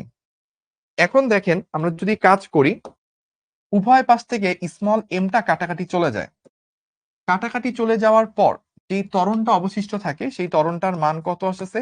এ is equals to G M divided by R square. যেহেতু এই ত্বরণটা পৃথিবীর অভিকর্ষজ বলের কারণে তৈরি হয়েছে, তাই এই ত্বরণটাকে আমরা পৃথিবীর অভিকর্ষ বলের সাথে নামকরণ করে অভিকর্ষ ত্বরণ বলা হয়। তাই এটার নাম হচ্ছে অভিকর্ষ ত্বরণ। এটার ভ্যালু হচ্ছে G M by R square. তো এখানে মাথায় রাখতে হবে, এই এম হচ্ছে পৃথিবীর ভর, এই এম হচ্ছে পৃথিবীর ভর, আর এই আর হচ্ছে পৃথিবীর ব্যাসার্ধ। ঠিক আছে, এখন এইটুকু যদি আমরা বস্তুটির ব্যাসার্ধ নিব না, একজন খুব সুন্দর প্রশ্ন করছে, বস্তুটারও তো একটা দূরত্ব থাকার কথা, তো কেন এটা নিব না? চিন্তা করি, চলেন। তো আপনি চিন্তা করেন যে ধরলাম আমরা সেই আগের জায়গাতে একটু ফেরত আসি, এই হচ্ছে পৃথিবী, এই হচ্ছে একটা বস্তু, এই বস্তুর হাইট ধরেন 2 মিটার ধরলাম, একটা মানুষের নর্মাল হাইট 1.5 মিটারের কাছাকাছি, ধরলাম আমি 2 মিটারই ধরলাম। আর পৃথিবীর কেন্দ্র থেকে এইটুকু পর্যন্ত দূরত্ব হচ্ছে 6.4 10⁶, 6.4 10⁶। এখন তাহলে এইটার মধ্যবিন্দু পর্যন্ত দূরত্ব কত হবে? 1 মিটার। মানে ওই বস্তুর যদি হাইট 2 মিটার হয়, তাহলে তার মধ্যবিন্দু কোথায় আছে? 1 মিটার হাইটে আছে। তাহলে আপনি এটা চিন্তা করেন তো, 6.4 10⁶, এই ভ্যালুটার সাথে আপনি 1 যুক্ত করছেন, যুক্ত করার পর দেখেন তো ক্যালকুলেটর আপনাকে কি দেখায়। 6.4 10⁶ প্লাস 1 কত হইল? খুব কি চেঞ্জ হয়েছে? মানে 6.4 10⁶, মানে 64 10⁵, এটা মানে বুঝেন 10⁵ মানে 1 লক্ষ। তাহলে 6.4 10⁶, যে কথা 64 10⁵ একই কথা, মানে 64 লাখ। তো কারো কাছে ধরেন 64 লক্ষ টাকা আছে, ঠিক আছে, কারো কাছে 64 লক্ষ টাকা আছে, তাকে আপনি আরো 1 টাকা দান করলেন, দান করে জিজ্ঞেস করেন, ভাই আপনার এখন অর্থ কিরকম হয়েছে? তো যেই বেটার কাছে 64 লাখ টাকা আছে, ওনার কাছে 1 টাকা দান করেন না করেন, তার কি কিছু আসে যায়? কিছুই আসে যায় না। তো এই কারণে আমরা এইটা যে কথা, এটাকে অ্যাপ্রক্সিমেটলি সেই 6.4 10⁶ বলি। এই কারণে আর বস্তুর হাইটটাকে নগণ্য বা নেগলিজিবল ধরে আমরা কাজটা করে ফেলি। তাহলে এখন আমরা যেটা পাইলাম, অভিকর্ষ ত্বরণ কত পাইলাম? GM divided by R square. তো চলেন মানটা বসাই। জি কত? 6.673 10⁻11। পৃথিবীর ভর, এটা মুখস্থ রাখা লাগবে। পৃথিবীর ভর হচ্ছে 6 ইন্টু 10⁻24 কেজি। পৃথিবীর ভর 6 10⁻24 কেজি। আর পৃথিবীর ব্যাসার্ধ হচ্ছে 6.4 10⁶ মিটার। এটার উপর একটা স্কোয়ার আছে। এখন এইটা যদি সলভ করেন, দেখবেন ভ্যালুটা অলমোস্ট চলে আসবে 9.8 মিটার পার সেকেন্ড স্কোয়ার, এইটার কাছাকাছি। কার কার আসছে? কে কে এটা ক্যালকুলেট করে বের করছেন? ভাইয়া বস্তুটা যদি বুর্জ খলিফা হয়, বুর্জ খলিফা হইলেও সমস্যা নাই।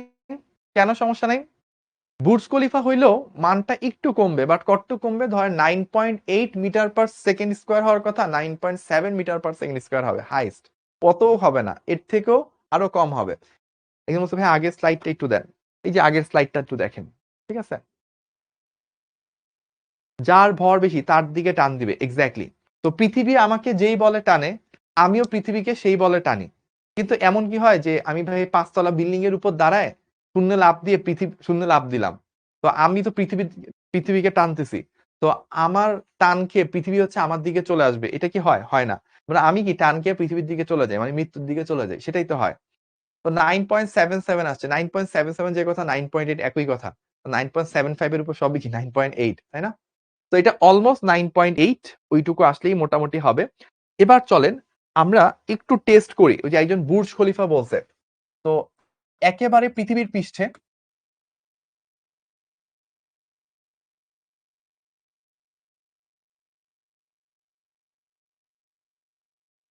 জি কত হয়? GM divided by R square. So এই মানটা আমরা বের করব, 6.673 অলরেডি বের করছি, -11 into 6 10⁻24 divided by R square, 6.4 10⁻6, এটা অলরেডি বের হয়ে গেছে। আর ধরলাম 200 মিটার উঁচু বিল্ডিং থেকে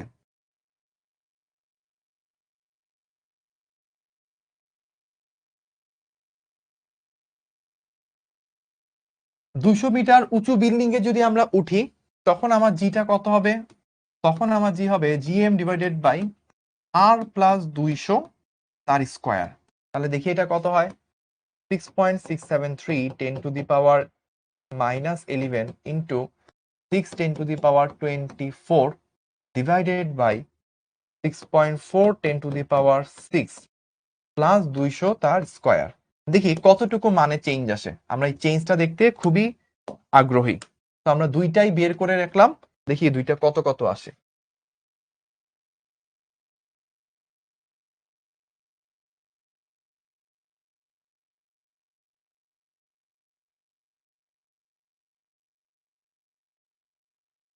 প্রথমটা আসছিল 9.774 আর পরেরটা আসছে হচ্ছে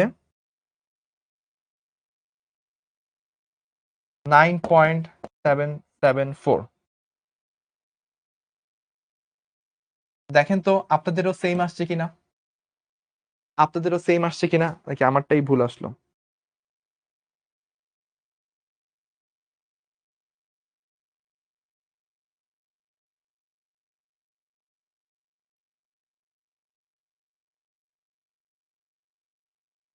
আমার দুই ক্ষেত্রেই এক্স্যাক্টলি সেম আসছে, মানে দশমিকের অনেক পরে যায় চেঞ্জটা ঘটছে।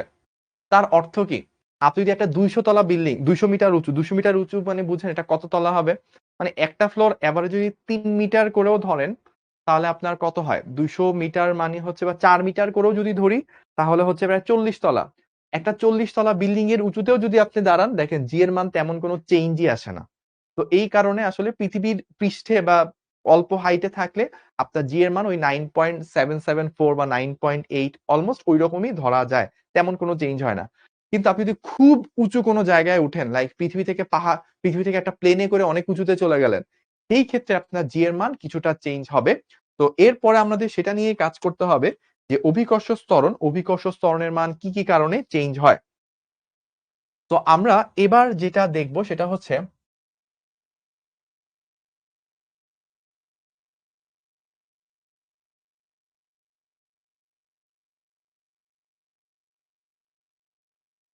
অভিকর্ষ ত্বরণ কি কি কারণে চেঞ্জ হয়।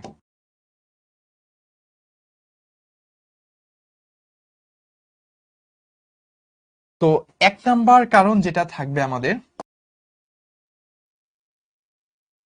বিভিন্ন স্থানে আর এর মান ভিন্ন। আমরা অভিকর্ষ ত্বরণের বের করতে যে পৃথিবীর ব্যাসার্ধ বের করি, সকল জায়গায় কিন্তু পৃথিবীর ব্যাসার্ধ সেম না। কোনো কোনো জায়গায় 6.4 10⁶, কোনো কোনো জায়গায় একটু কম। বিষুব অঞ্চলে অনেক বড়, মেরু অঞ্চলে আর এর মান কম। তো আর এর মান এক এক জায়গায় এক এক রকম হওয়ার কারণে, যেহেতু পৃথিবীটা পারফেক্ট গোলক না, একটু উটের ডিমের মতো চ্যাপ্টা, সেই কারণে আর এর মান চেঞ্জ হওয়ার কারণে এক একটা জায়গায় জি এর মান এক এক রকম হয়। 2 নাম্বার হচ্ছে পৃথিবী থেকে উঁচু কোনো স্থানে।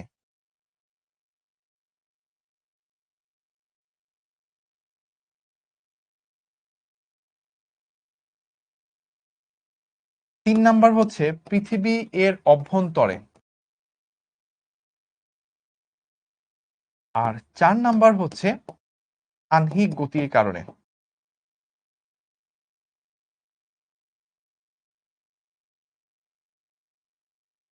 ঠিক আছে, তো এই 4টা কারণে, বেসিক্যালি 4টা কারণে হচ্ছে আমাদের পৃথিবীর বিভিন্ন স্থানে জি এর মান এক এক রকম আমরা পাই। তো আমরা 4টা কারণের মধ্যে প্রথম কারণটা নিয়ে আজকে একটু পড়াশোনা করব, এবং তারপর থেকে আগামী দিন যেদিনই ক্লাস হয় আমাদের, আমরা এই 3টা টপিক হচ্ছে ডিটেলসে পড়ার স্টার্টের মাধ্যমে পরের ক্লাসটা শুরু করব। তো প্রথমে আসেন আমরা একটু দেখি আমাদের পৃথিবীর শেপটা আসলে কি রকম হয়ে থাকে।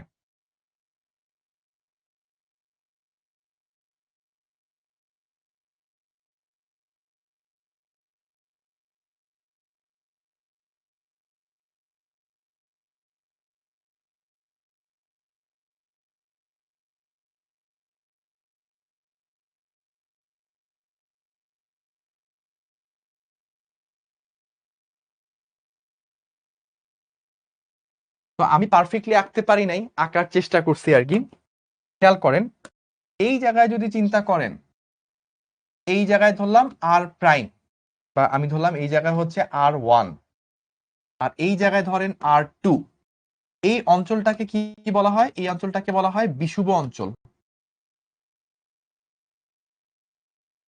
আর এই অঞ্চলটাকে কি বলা হয়, মেরু অঞ্চল। ঠিক আছে, তো এক এক জায়গায় আমাদের আর এর মান এক এক রকম। তো G is equals two GM/R1²। এইটা হচ্ছে গ্রেটার দেন 9.8। 9.8 এর থেকেও বেশি আসে কেন, কারণ আর যত কম হবে জি তত বেশি আসবে। আর যত কম হবে জি তত বেশি হবে। মেরু অঞ্চলে কি ব্যাসার্ধটা নর্মালের থেকে ছোট হয়, তাই জি এর মানটা বেশি হয়, 9.8 এর থেকে বড় হয়। এখানে জি এর মানটা 9.8 এর থেকে বড় হয়। কোন অঞ্চলে এটা? মেরু অঞ্চলে। আর আপনি যদি কাজ করেন বিষুব অঞ্চলে, তো G is equals to GM by R to square. এইখানে যেহেতু যেহেতু হচ্ছে আমাদের আর টুটা বড়, তাই জিটা কম আসে, তাই এটা লেস দেন 9.8 চলে আসে। এটা কোন অঞ্চলে? এইটা হচ্ছে বিষুব অঞ্চলে। ওকে, তো আমরা দুই অঞ্চলে দুই রকম ভাবে হচ্ছে জি এর মান পাই। কেন? ব্যাসার্ধ ডিফারেন্সের কারণে। মেরুতে আর কম, জি বেশি, আর বিষুব অঞ্চলে আর বেশি, তাই জি কম। আরো যে মেইন কারণগুলো আছে সেগুলো নিয়ে আমরা নেক্সট ক্লাসে কথা বলবো। আজকের ক্লাসে ভাইয়া খুব বেশি কিছু করব না, জাস্ট এইটুকু বলবো যে আপনাদের জন্য কিছু হোমওয়ার্ক থাকবে। এই সেই প্রথম হোমওয়ার্ক, 1 নাম্বার হোমওয়ার্ক থেকে শুরু করে ভাইয়া এখানে টোটাল 10টা হোমওয়ার্ক রাখছি। আপনারা আপনাদের অ্যানোটেটেড পিডিএফ এ সেগুলো পেয়ে যাবেন। টোটাল 10টা পিডিএফ, টোটাল 10টা হোমওয়ার্ক। তো আজকের ক্লাস এইটুকু পর্যন্তই। সবাইকে ধন্যবাদ। আল্লাহ হাফেজ। সালামু আলাইকুম।